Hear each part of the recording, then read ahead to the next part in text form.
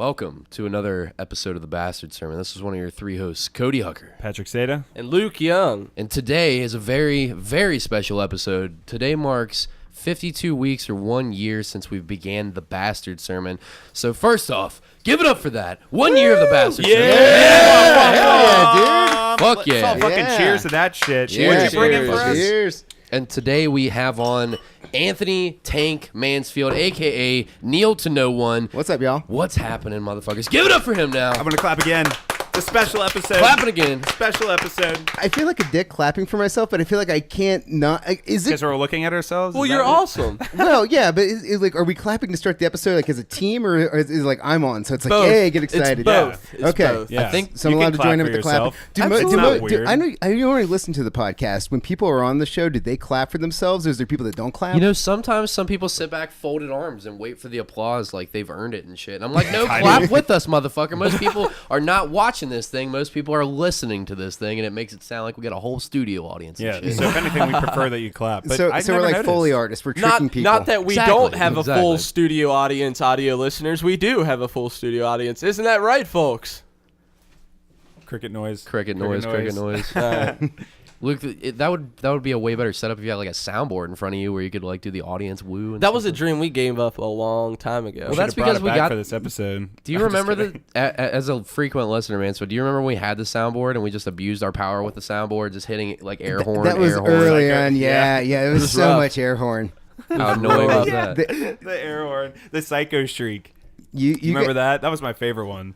I fucked with that thing so much. I mean, to look at it, I mean, it's pretty awesome. 52 episodes. You guys went through the growing pains of starting a podcast and then trying to figure out what it was and what direction to point it in. And then also just carving out unique identity on the show where it's like how you guys don't sound the same. I mean, what's it feel like to be on the 52nd episode of this thing at this point? I still feel like I don't know what I'm doing. Yeah, it's it's still very weird and unreal because it's such a normal thing to do every week now that we just don't realize it, or I mean I just don't realize it that it's been going on this long, and I think that's a good thing though because that just means we're still just not that bored of it. We're still like wanting to do it just as we did, when we were shooting the practice episodes before we ever released episode 1. For months we did practice episodes. I never thought we would be like where we're at. Like I don't know how many people even actually listen, but it's amazing that anyone even does, and that we have this ridiculous ass Facebook group that we have no control over. We have like a cool little space here to just hang out and talk about whatever. It's super cool. Like we started in a fucking garage. Is that where we started? Was it your garage or your room? It was my garage and then my room. And we didn't even have these microphones that we have in front of us where we all have separate audio where it's like pleasant to listen to and shit. I had a fucking one single snowball microphone that we set up on like a fucking milk crate. And then we're drinking Jack Daniels in my garage like filthy animals With in a the flat middle earther? of...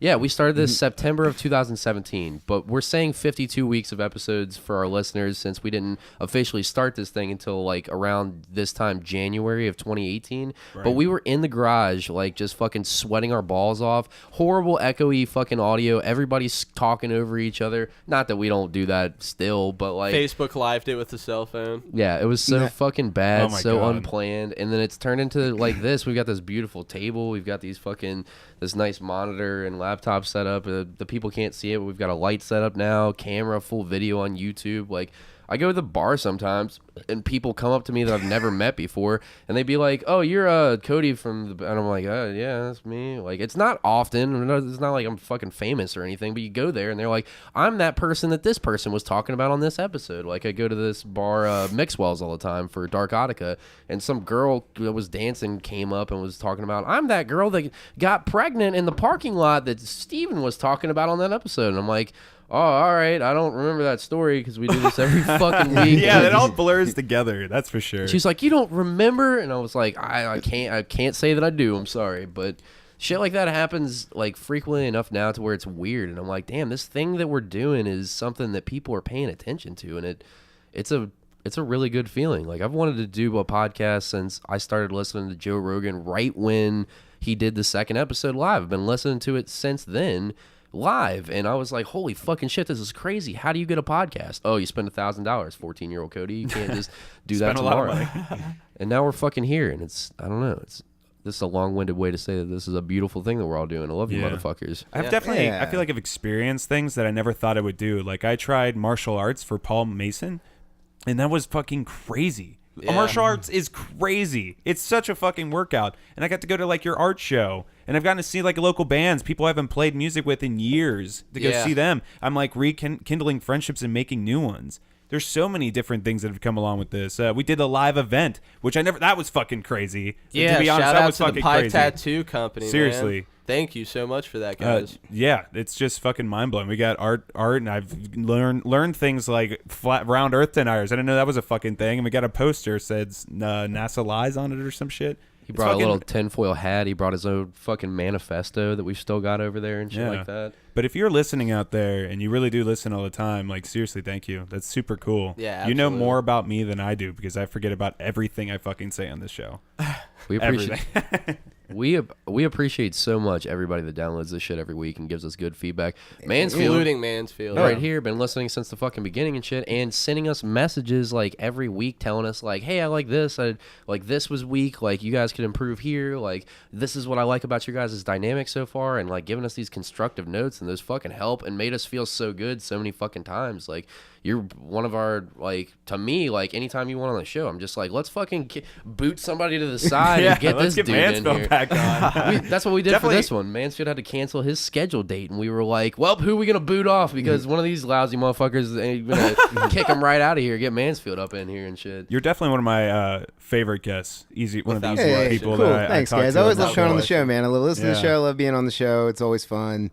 Yeah, man. It's good times. And, you know, hey, thanks for just hours of free entertainment that I listen to on a weekly basis.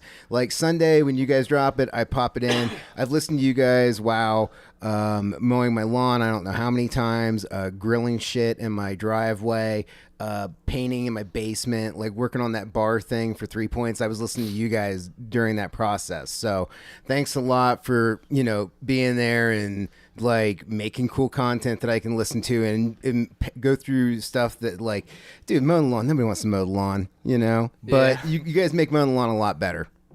Dude, Thanks, man. For you to say that in the midst of all this, that means a lot to me because I crowd, also you fuck. fucking hate mowing the lawn. Yeah, dude, I think that's what podcasts are for me. It's like like that's what I love about them. You can put them on your phone and you can like put them in your ears and be entertained while you're doing like menial shit, like just monotonous, boring fucking tasks that no one wants to do. And like just it helps me get through like work days, like sitting at work for 8 hours, grinding away for fucking minimal money like I am. Like just sweating my balls off all day long and just being bored as fuck. Like it just like it wears on your soul. And to be able to like plug earphones in and escape to a different world and either learn about different things or laugh about different things or a mixture of both. it's like you're hanging out while at work. 100%. You know? I love That's that. how I think. I love Work that. hangs. Yeah, work hangs for sure. Have you guys ever seen that meme that's like what it feels like to listen to podcasts? And it's a little kid sitting next to a poster full of other little kids, like pretending like he's hanging, like sticking ice cream up to his face and shit like that. That's what podcasts are for me. I totally basically. feel that way. Yeah. Yeah, they're fucking excellent, dude. It's a great way to kill time. So, should we get into this? Yeah, Let's also mention really quickly that Mansfield is also our sponsor that we talk about every single week. That's Kneel to No One. This is the face, the wonderful bearded, tattooed face of KneelToNoOne.com, KneelToNoone. I'm glad I said it and Luke didn't because he probably would have fucked that up.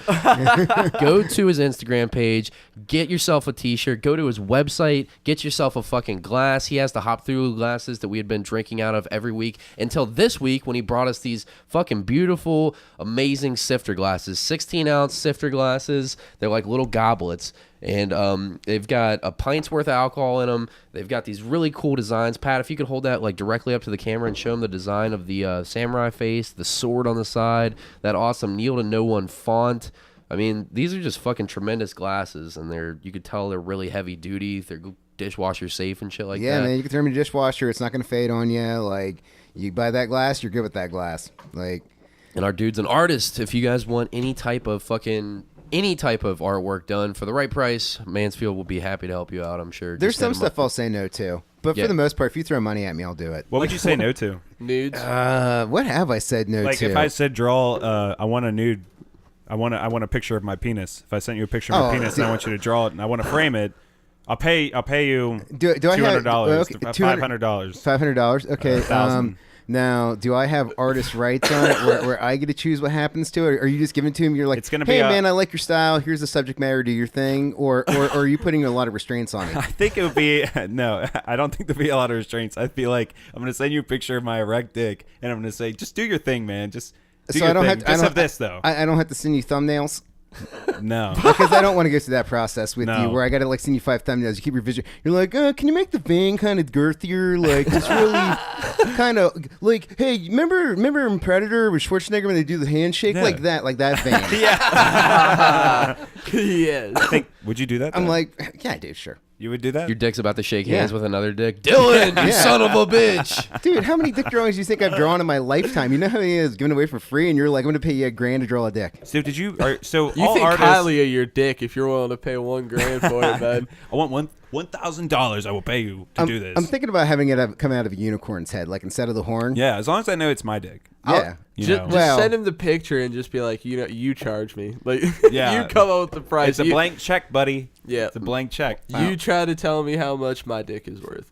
Mansfield, how many dick pics do you think that you've drawn? Not dick pics, I'm sorry. How many dicks do you think you've drawn over your entire in career? the course of Yeah, I'm artistry? curious. As an artist and a 13-year-old boy, like all wrapped into one, how many dicks do you think? Like, I when I was like a kid, I did a little bit, not much, but then mid-20s hit, and that was a good time to throw those in there. And they were just like fun to put in places so that people have to find them. where Surprise, were dick. you hiding dicks? Underneath the toilet seat? Like when some dude takes a piss, he's just got an army of dicks like marching around the Enough edge of the to toilet hold- bowl. Enough to make him like. So you always get play one drop you always out. play the sketchbook game. So the sketchbook game is if your buddy leaves his sketchbook unattended, you draw a dick in it. Oh, I did that to one of my friends. One of my friends left her sketchbook at my other friend's house, and I grabbed it and I made like dicks fighting other dicks with dick swords in it, and like dicks wrapping around to the other side of the paper. Just an entire like dick collage on 2 sides of paper, and then like didn't say anything, didn't send a text, but just waited, and they were like, "What the fuck?" Like I get a fucking random Facebook message, like that's fucking hilarious. But really, you got pirate sword dick fights going on inside of my sketchbook and shit. That's the best game to play with your friend. Dicks are kind of weird where they pop up. Like sometimes in sketchbooks, like people like to make them out of snow. There's a lot of times like that. People like accidental dicks. People don't normally like graffiti dicks though. Like you don't ever see like a 30 Sandcastle like dicks. like a 3-story tall veiny like. Is I it? can counter that. Okay, it's not. Did you find some graffiti dicks? No, I you make once one? watched a friend of ours named Kelly. He had once used paint markers to draw a fat old dick. It was at least 3.5 feet tall, and it was on the back of these supply doors. I won't say where, but it was on a Dunkin' Donuts. Powerful Buck Stegman. It was fantastic. I had told him that our friend, we had him on the show, Tim Soul, said that he could draw better dicks than he could. And out of outrage, he took a paint marker out of our friend Sean Outrage. Sims' backpack, and he showed him what the fuck for. Nice. Great. Nice. It was huge. I like the fact that he felt challenged, and the only way to answer was through drawing. Yep. Yeah, I that in my remember pocket. spray painting a elementary school when I was a kid. I've looked it up, so I'm way past the statute of limitations on this one. So try to fuck with me, the law, you'll lose. But we took. I remember me and my friend Sean were getting hammered at my uncle's apartment when we were like 16, 17, way too young to drink, and we had to walk back his baby mom at the time back to wherever back in Struble area, and there's an elementary school out by that area, and we go and drop her off, and she hands us 2 cans of paint and was like, I don't want these. You guys do whatever with us. You hand 2 drunken teenagers cans of fucking paint. We're going to go vandalize everything. What do in you the think's fucking gonna neighborhood. happen? Dude, we're spraying cars. We were spraying shit on fucking stop signs, and neither of us are proficient with a can of paint. I mean, we're all right fucking artists, whatever, but I don't know anything. So what's our first go-to? Dicks all over the whole fucking city. Just dicks, dicks, dicks, dicks. And we go up to the elementary school hammered. We're painting dicks on the ground, dicks on the windows of the fucking elementary school. Just trails of dicks everywhere. And then inside of all the dicks, we decided to sign our artwork with the name of a guy that we didn't like. So we're putting his name inside the dick. All art by. If you would like commissions, we're writing his fucking phone number next to it and shit like that. God. All over the fucking elementary school. They hear And back then- about that? Well, I looked at the cans of paint later, and they were water-soluble cans of paint, so I guess with a pressure washer, it's pretty easy to get rid of all the shit that we destroyed. So luckily, we didn't hurt anybody too bad. A couple rains, and it was all gone and shit like that. But we never got in trouble, and we never heard about the guy getting in trouble. But later on, that guy that we didn't like when we were 16 or 17 ended up being a little bit cooler in our 20s, but still of like, we still kind of fuck with him. And I got drunk and got way too honest with him and just told him. I was like, one time we spray painted an elementary school full of dicks, and then we signed all the dicks with their names. And he was like, dude, what the fuck? Why would you do that? And I was like, it seemed like a hilarious idea at the time. Plus, we really didn't like it then. He was like, you're a fucking prick, man. He never heard anything about that, though? Never got in trouble for it. Then he can't get fucking mad about it. Yeah, I was like, but that's fucking hilarious. Fucking get over it, guy. You got away with it. You were like Leonardo da Vinci and shit. How do we get in this tangent about dicks? Oh, yeah, artwork. Let's go into, you guys want to talk about some art? I mean, we can. Dude, fuck yeah. I feel like we have you on all the time, and we never talk about art. We never delve super deep into your art. I mean, we're just always talking about stuff whenever I come on the show. It's a continuing conversation between friends. 100%. But what kind of art would you say that you do, man? Illustrative work, lowbrow style, like a lot of heavy black and white inks, and now I'm starting to bring in digital color into it, just because it's just way quicker to use. I want to get to a point like I grew up doing all analog art. Like, I've been doing everything by hand for probably the past, like, well, I'm 38 now, so I'm 30. I mean, I started doing art when I was a kid. So, and just it advanced from there, and definitely want to do more digital stuff. Like, it just makes it so much easier. But I agree when you guys had Danny Babcock on, and his thing about you got to understand the first part before you can do the second part. You got to actually know how to work pencils and brushes before you use digital. Right. 100% agree with. Co-signed. I love the digital thing now, but I remember I had such an issue with it when I was a kid. I don't know if you remember this random instance of me being a dick when you were teaching me in high school, but you had a Photoshop class that you were teaching, and I remember being a fuckhead and a half during the entire, like, usually try to be a decently respectful student in his class because I liked him and stuff, but like this time he's teaching Photoshop and I was not about learning Photoshop, and I'm interrupting and I'm fucking saying mean shit in the background and stuff. I remember you got heated, and by the end of the class you're like, Cody, can you stay afterwards and fucking talk with me for a second? And you were like, hey man, what was that shit about? And I was like, what? I just don't feel like I need to learn Photoshop for any reason because I feel like it's ruining what I'm doing as an artist. Like, you feel the angst dripping out of me. It was such a, and he was like, all right, man, well, I got a job to do, and like, you're kind of fucking that up for me. Like, you probably were using softer language than fucking shit and all this stuff, but this is what I was hearing in my little teenage head. But I remember being so against like Photoshop and like the implications of digital art on like, man, it's gonna kill what I do as like an analog artist, man. Like, I'm not gonna be able to play with markers anymore and shit like that. And as I've gotten older and seen what my friends can do with it that like are amazing fucking like analog artists, as you call it, like can work with like tactile physical art instruments, I feel like it just adds a new layer of depth and allows you to like get shit done so much faster and so much more like proficiently with all these tools that they're so much easier to work with than paint and fucking markers a lot of the time. Yeah, it's the next step, man. I mean, it's not to say that the old way will go away. It's just, this is a way more economical way. It's a faster way to do it. And you can do so much more stuff than you could before. It's just the evolution of art. I mean, you can see that throughout art history. Like, at some point, Pollock decided to take a painting off the wall, which is something he didn't do before, and then decided to flip his paintbrushes backwards and splatter that shit. And, that was just the evolution of the game. And this is where the game is at now. And it's going to keep evolving, and art will then turn into something else, like in the future when we're using like sand crystals that float in the air or digitized that then form together and make holograms or some bullshit. Who knows what it's going to be? Virtual reality or some shit. But it'll be something else. And it doesn't mean the old stuff's going to go away. I mean, egg temper's still around. That shit's thousands of years old. Just because a lot of people don't use it doesn't mean it won't exist. Egg temper is when they mix the oil base with the egg or whatever. They take an egg yolk and they mix the paint powder with it and shit like that. Yeah, and man. They paint fresco style paintings. Yeah. And stuff. And then that shit cracks. That's how Leonardo da Vinci painted the Last Supper. That's why it's cracking right now, right? Exactly. Isn't that the idea behind it? Yeah, so it's not going to go away. I mean, there's still old cameras. Like, people are still shooting stuff, with film. Like, just because there's less people doing it doesn't mean that it's going to disappear. So if you want to do it, you can. There's nothing stopping anybody from doing old stuff. But just, I definitely see why people are shifting to digital, just because of it just, again, you just speed up your production. Like, you got to make stuff, you got to get it out. It's a way to do it. Like, I don't have to deal with like scanning something in and then finding out that like when I was shading in an area that I switched up and I went from like a circle shade to like going line to line, and then I have like little like white spots of paper that are shining through. And now I can see it on a screen because now I have it all punched up and I'm zoomed in and I can see where I missed spots. Now I got to go clean all that up and take care of it. Or going through the process of drawing something, a lot of times like what I do, where everything's pretty much like just face on straight ahead. And so it's so way easier for me in the digital program to just draw one half of it and then hit flip and then just have it on both sides. And it's like, all right, cool. I just cut my drawing time in half.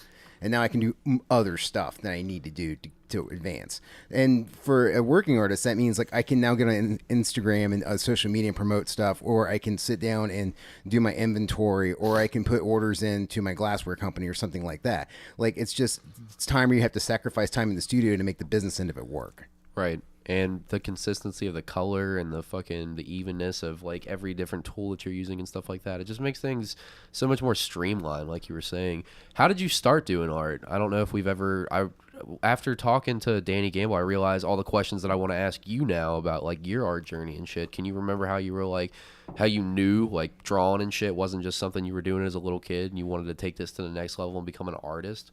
Well, so what happened to me was I kind of had like a few different things happen. So I'm an only child. Like, I never grew up with anybody. Like, I didn't have anybody to play with. So like I had friends, but friends aren't at home. So there's just a lot of times when you like just have downtime and you have to fill hours. And I remember finding my dad.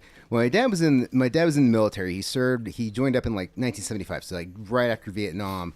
But then at the time there was like still the Cold War going on, so something could have popped off with Russia. So they sent him over to Germany. He was in Germany. And while he was over there, they would like routinely have stuff. And like, all right, hey, you're going to go out on patrol. And it's like, well, what's that? And they're like, well, you're going to be, out on patrol. You're just going to go drive around and you're just going to be camped out somewhere. And you just got to hang out in this tank, like, for a few days. And it's like, well, are we going to shoot anything? No, you're just going to hang out, because something might happen. It's like, maybe, not really. So in he Germany, shit though. Yeah. In the 80s? Yeah, something might happen. Probably not though. Definitely not though. Yeah, but maybe, kind of, sort of. I don't know. It could. See what happens. It probably won't, but hey, it could. Well, so he did have it happen one time. Like, there was one time where, so they were in the first wave division where if like some shit popped off with Russia, they would be the first to rush in. And I was like, what does that mean? He was like, well, basically, we were the first wave. I'm like, what's that mean? First to die. Yeah. Right. And he's like, yeah, he was like, we would just be, he was like, we'd probably get wiped out. He's like, there's a really good chance of that happening. He's like, because their armor would have met our armor, and we just would have had a full-scale tank battle. The first dirt to hit the fire and try to put it out. They get the whole steak dinner the night before the battle and everything. I don't know, man. But so the battle never happened. I mean, look at the history book. But on the flip side of that, there was a time when they did tell him, they were like, hey, you got to go up there. And they're like, why? And they're like, you know why. Just go up there. And they were like, if something pops off, I'll let you know. And then they were up there for 3 days straight. And then finally they get called back, and they're like, no, that's cool. Come on back. What the fuck? God, that's got to be terrifying, though. Yeah. War is fucking scary. So, yeah, no shit, man. So to pass time, my dad had a sketchbook that he would keep in his tank, and he would just draw stuff. So when he came back stateside, and my parents had me, and I was maybe like 5, I was going through some stuff, and I found it, and I just started checking it out. It was really cool. It was like all this like little cartoony shit that he drew. And then my parents let me draw in it. So I started drawing on the back of it, which I really wish they wouldn't have done. I really wish I still had that thing. And I don't even know what happened to it. Like, I don't know. That would have been awesome. It's out in the ether somewhere. But it was that. And then one time we were at dinner, and he drew a rat fink figure for me. Like one of the old school, like, shifter dudes. Okay. Ed Roth. Yeah. Yeah. So he did one of those, and then it was like, all right, cool. I just want to draw all the time now. So I started like drawing all this stuff, and my grandparents had a business, and so they would just basically have like tons of leftover copy paper and shit, or like somebody make a mistake, and they would just like toss this paper. So instead of throwing it out, they just give it to me, so I could just draw on the back whatever I wanted. And so I just had unlimited paper, so I just started drawing. Right. I think that's every little kid though. How does that turn into like I'm drawing on paper just to like pass time and this is fun to like eventually I found something else and now I got a job and I got kids and like I don't. It's like a hobby. I think he just said his dad inspired him. No, I get it, but what I'm saying is, like, when does it become the next level where you're like, I might go to school for this? Like, did you have a teacher in school that inspired you, or like something that like made you want to keep going on with the art and continue on into adulthood with it and stuff like that? No, me and my art teachers never got along. They would like try to tell me to do stuff, and I was like, I'm not going to do that. That's how I felt in art school when I went, because when I first started going to college, I went to for graphic design. Yeah. They just tell you how to feel when you're drawing, basically, and I hate that. Yeah, because drawing's an emotional experience. I feel like, not abstract art. Fuck that shit.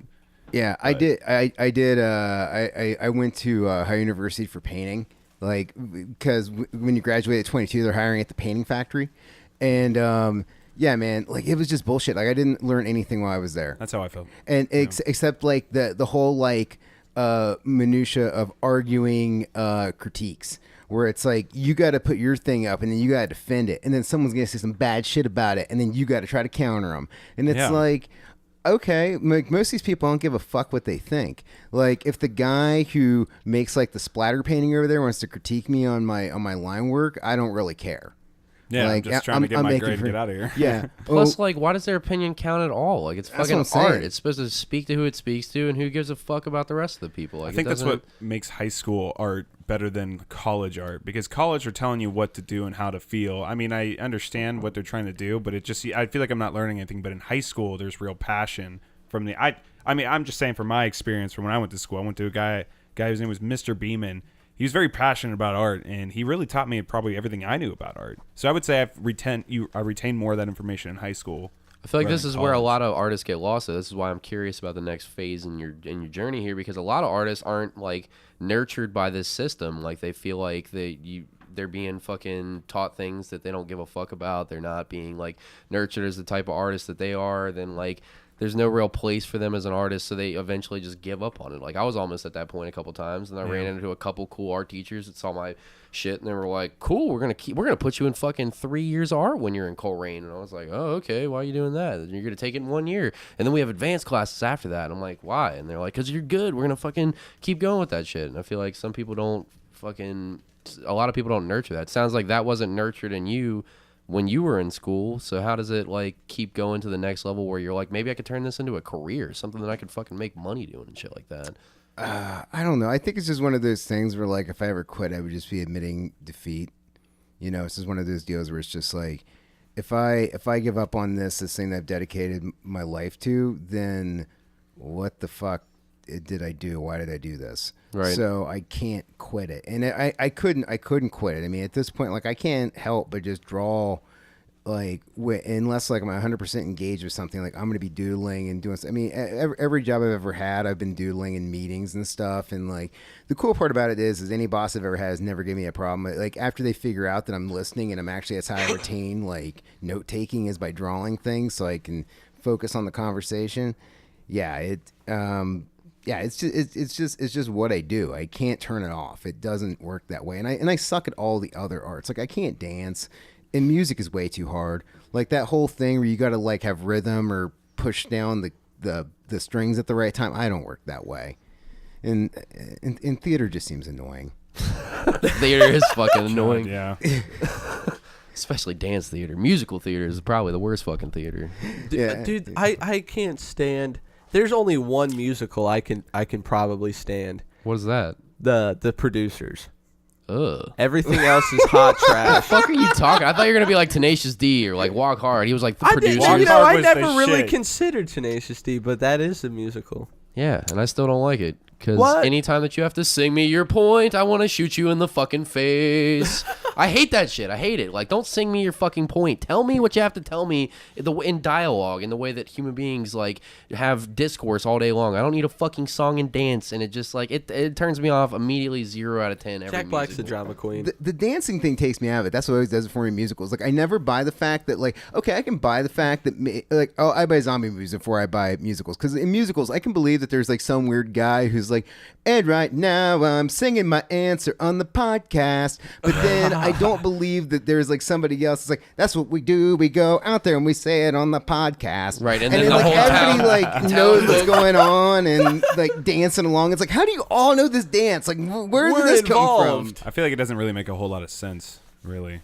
It just doesn't. It's not even that it doesn't make sense. I can deal with something that's weird and crazy and psychedelic and strange and fucking all these different elements. But like, there's just something about singing and dancing that just feels like I'm bored as fuck right now, dude. I'd rather be doing anything than listen to this goddamn song and dance. Our buddy Pat Powers, this motherfucker's addicted to musicals. Yep. And every single time that like we give him the option to like, here's the remote, we're like, nope, never mind. He's gonna turn on fucking Lion King or the Sound of Michael Music Jackson. or fucking Michael Jackson, or he's gonna listen to Bob Dylan, and like I'm just like, God fucking damn it! Like he's a great dude, but every time that he turns on a movie, I want to strangle him to death until I can see the last little bits of light leave his eyes, because that's how much I hate musicals. I'd kill a friend over it. You know, when I first met Patrick, like how Joe and them like described him to me was, he can recite the entirety of Lion King to you. And I said, what the fuck do you mean? And they go, yeah, he can say it start to finish, the entirety of Lion King to you. He can recite it. He's done it to me before. I don't know why he did, but he just started doing it and he did. Is that a good thing or a bad thing? I think that's a cool thing. It fucking blew me away. I didn't know what to expect when I met him, but Pat Powers is one of the most rare people I've ever met. He's a solid guy. He's a great friend, but like, don't give him the remote. Don't let him get the aux cord. Musicals will happen. He ain't about to play no fire. You best believe. He's going to play Patsy Cline every time, and you're going to want to be like, smack, and take that fucking auxiliary cord right back. Are there dark... I guess Repo, the opera, is that a dark musical? Did that count as okay? I mean... Whack, 0 out of 10 still. Yeah, I mean, I just Sweeney wish there Todd. was... Oh, yeah, I can't do that. No Sweeney Todd. People were in The Nightmare Before Christmas, like, and my ex, we sat down and watched it one night. I got 25 minutes in, and I'm like, I can't do this. You know what musical makes me want to put a fucking gun in my mouth? All of them? Grease. Oh, That's Grease! pretty fucking I've seen Grease multiple times because of my cousins growing up. I have, because my mom fucking loves it. Loves Grease. And I fucking hate it. Is she in the Kaniki? Huh? Is she in the Kaniki? I don't know. What does that mean? Yeah, I've never heard of that. Yeah, you know Kaniki from the... I sure don't. Oh, dude, I know so much about Grease. Like that's one musical I've seen a lot of. Musical, Any dude. musical that I've ever tried to watch, it's exactly like what you described. 25 minutes tops, and then I'm like, I'm bummed out. I'm like, please turn it off, or I'm leaving the room.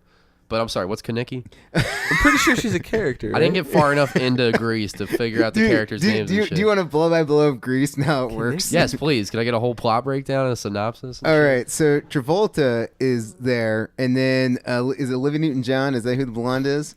Sure, we'll go with that. I'm not a big fan of the movie, to be honest. So I don't know. He's asking us like we've all watched Grease so many times. It's like been, you all like it, right? I've sworn Dude. it off after I had to do it in a school musical. I was done with it. So I was born an only child, but all my cousins were girls, and so I've seen like this and 9 to 5. I don't know how many times. Oh God. Yeah, like 9 to 5. Oh. yeah, we also watched a Bring lot It of Police On. Academy though, which was pretty cool. Police Academy 4, solid movie. Those are good movies. And Drew Struzan drew the poster art. Oh, you were talking about that dude, man. That guy is awesome. Yeah, I love Drew Struzan. He's the artist that like nobody knows, but everybody fucking knows. Like you don't know his He name. does all of the posters. Every single movie poster that Everyone. you could ever imagine. And I love his ideas about tracing. Oh, let's jump to that. How do you feel about artist tracing shit? And stuff Do it, like man. that? Why would you not? Yeah, 100%. You're still doing it. You're still making the art. I mean, feel yeah. I mean, who's criticizing you? People that aren't doing this. Yeah. Who's the person's opinion that I care about? Where they're like, you did a bad thing. You trace stuff, and I I'm hope you like, feel good about yourself. I'm like, yeah, you can use image trace on Adobe Illustrator, like that works too. Or you can. There's all sorts of ways you can do things. Like, I'm sorry if you want to sit down and like make the thing like line by line, you can go ahead and do that, but I'm not going to. I Yeah. don't give a shit. That makes complete sense. Absolutely. I think Babcock said the same thing, actually. I mean, there's a lot of stuff that I draw originally. Like, don't come out to be like, you can't draw, you trace everything. It's like, okay, dude, like here, I have like, and where would you like to start? Let's go to my flat files, and I can start pulling out all sorts of things that I've drawn. I can also show you where I fucked up the drawing. Yeah. Like, I can draw shit, but there's some stuff where it's just, it makes more sense to fucking trace. It's a tool in your toolkit. Why would you not use it? They wouldn't teach that to you growing up if it wasn't a thing. Yeah. Yeah. I mean, you buy trace paper in an art store. It's made for that purpose. There's it's an art to technique. it. Yeah. Yeah. I don't think there's a problem with it. I just always like what Struzan had to say about it, where he was just like, I don't want to rehash this point with every single artist ever, but I feel like it's an important conversation to have for any artist listening. Don't be afraid to trace. Drew Struzan, one of the most prolific fucking poster artist and album artist of all time, probably made a fucking gang of cash doing this shit, is sitting there telling me in this like thing that I'm watching him make a Hellboy poster where he was like, of course I trace. He was like, are you ridiculous? He was like, I have a family to feed. This isn't a job. I can't fucking have this done in 3 weeks. I can't have this done in 2 weeks. I have to have this done now, today, not tomorrow, not fucking in 2 days from now. I can't tell them that my deadline isn't being hit. He was like, I got a family to feed. He was like, of course I'm tracing. He was like, nobody's going to tell me otherwise either. And he was like, yeah, and I have the skills to draw those faces line by line, but he was like, it's exactly like what you said. It's a tool in my tool belt. Why would I not use it to get to finish my job faster? And he's like, and you can't trace my understanding of light and depth and like the way that colors blend. He was like, you can't trace that. So if you want to say that I'm lesser of an artist, happy for you. Have fun finding work, not being able to get things done quickly. And I was like, damn, light bulbs going off inside my head. And I was like, of course, that's the way to do it. Like, do it the easiest way possible. That's going to, like, get you to the final destination the quickest and then the most the proficient way. Am I using that word right? Yeah. I mean, yeah, just to do it and get it done because you need to do it and get it done. Because, again, you have time working against you. That's just the reality of it. Like, and if you can cut down time so you can fit in more shit, why would you not do that? 100%. Yeah, dude, I don't know. When I was a kid, I was so like, because you have other dumb little kids telling you dumb kid shit when around you, like, oh, don't trace shit. You're not a real artist if you're tracing shit. Photoshop, why would you use that? That's for pussies. That's for pussies that can't really draw. And like, just stupid. Is that what the kids are saying? I don't know if that's exactly how they were saying it. Were kids going to beat kids up for using Photoshop? Go get them, kids. You got a DeviantArt account? Yo, kids were fucking brutal. Kids are brutal. Kids are monsters. Oh yeah, dude. Kids will fucking break your soul. Yeah, they will. Kids will do mean things. and like and the best part is like they've never even paid like an electricity bill before, but they're making your life hell. But the thing is, they're like psychopaths about it. Because I don't know how it was at like at your guys' school. There might have been an incident between two students. The next day, never happened. They just move on about it like it never fucking happened. And then they just commit the next atrocity to someone else. Did all your experience with a bunch of monster kids make you not want to have kids at any point in your life? Yeah, I mean, I'm definitely not having kids. Yeah. Being a teacher does that to you? Well, here's the thing: is like high school kids. I'm awesome with like put me down with like drug problems, teenage pregnancy, that kind of stuff. Like I'm like, okay, yeah, this is okay. I can figure my way out through this, and I can talk with them because I understand sarcasm. But teaching elementary school, like I had to do that in when I was in art school at OSU. And they, the teaching school up there, and then you had to like go and you had to teach not just what you think you'd be assigned to. You were getting a K through 12 license, so you had to teach junior high, and you had to teach elementary school as well. And dude, elementary school, I got assigned to one in Pickerington, which is a suburb of Columbus. I got assigned there for 9 weeks, dude. It was the hardest 9 weeks teaching ever.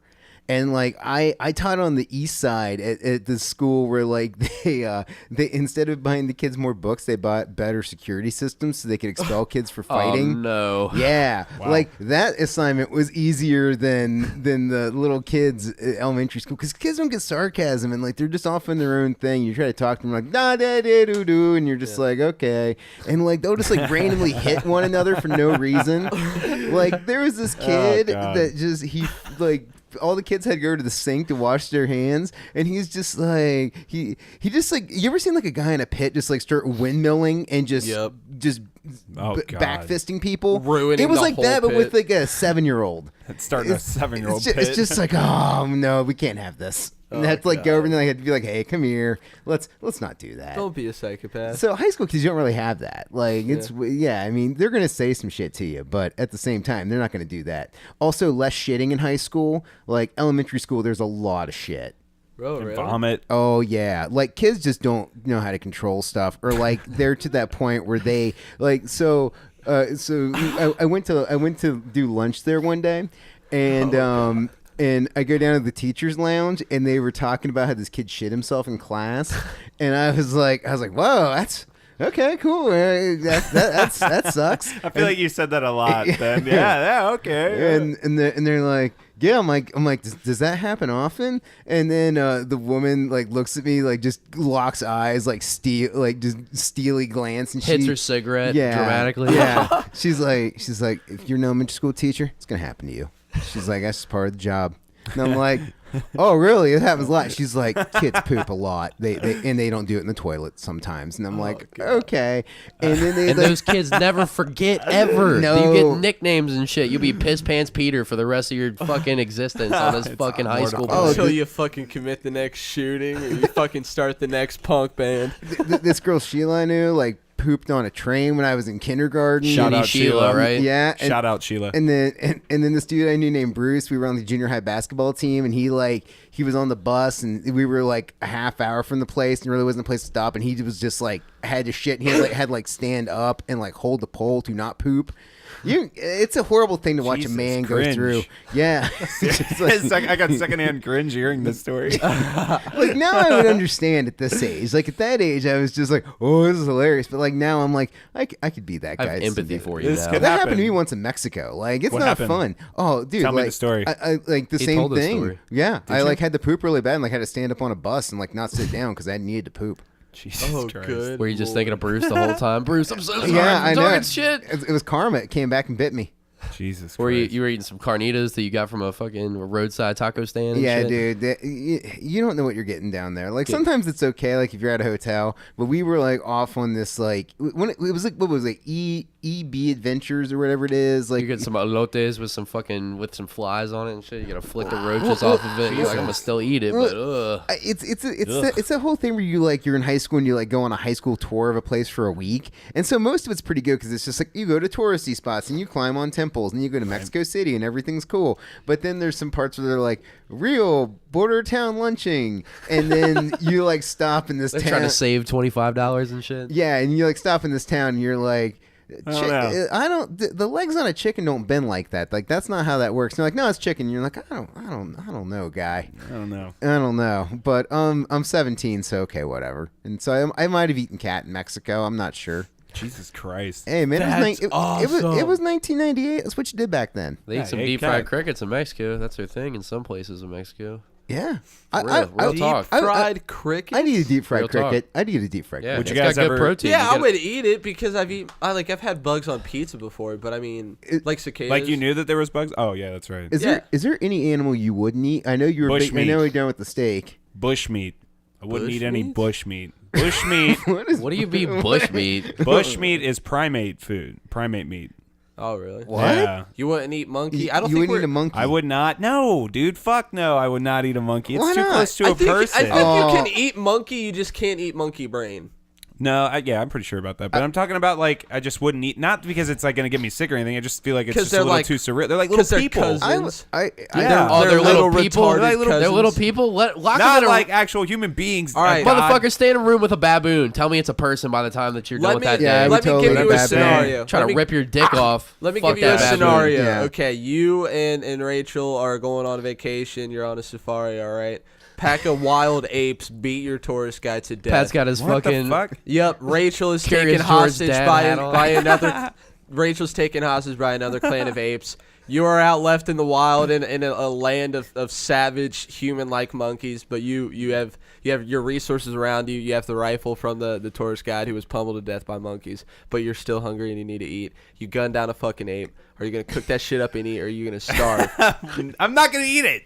You're not eating it. I'm not You're eating it. What? No. You're Fuck trapped monkeys. in a fucking savage monkey land, and you're starving, and you're not gonna eat.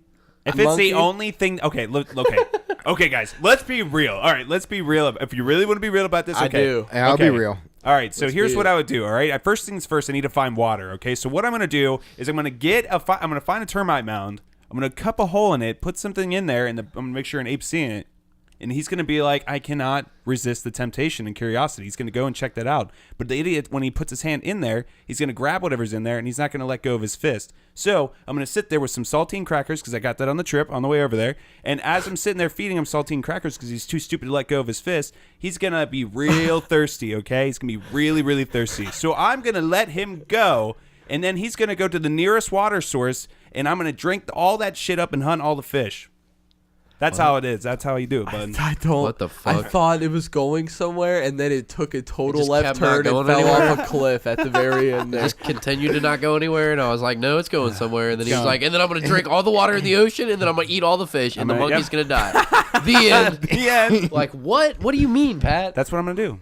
I would take the gun. I would go. I would shoot one of the monkeys. I would then take its blood and wipe it across my face into a mask. I would then howl into the sky and let the other monkeys know one of its brothers is dead and I'm coming for the rest of them. Then I would go and I would grill that fucking thing up and I would eat it. You just became That's how like you tell a story, Patrick. You became a savage laying Tarzan by the end of that. I loved it. Jesus Christ.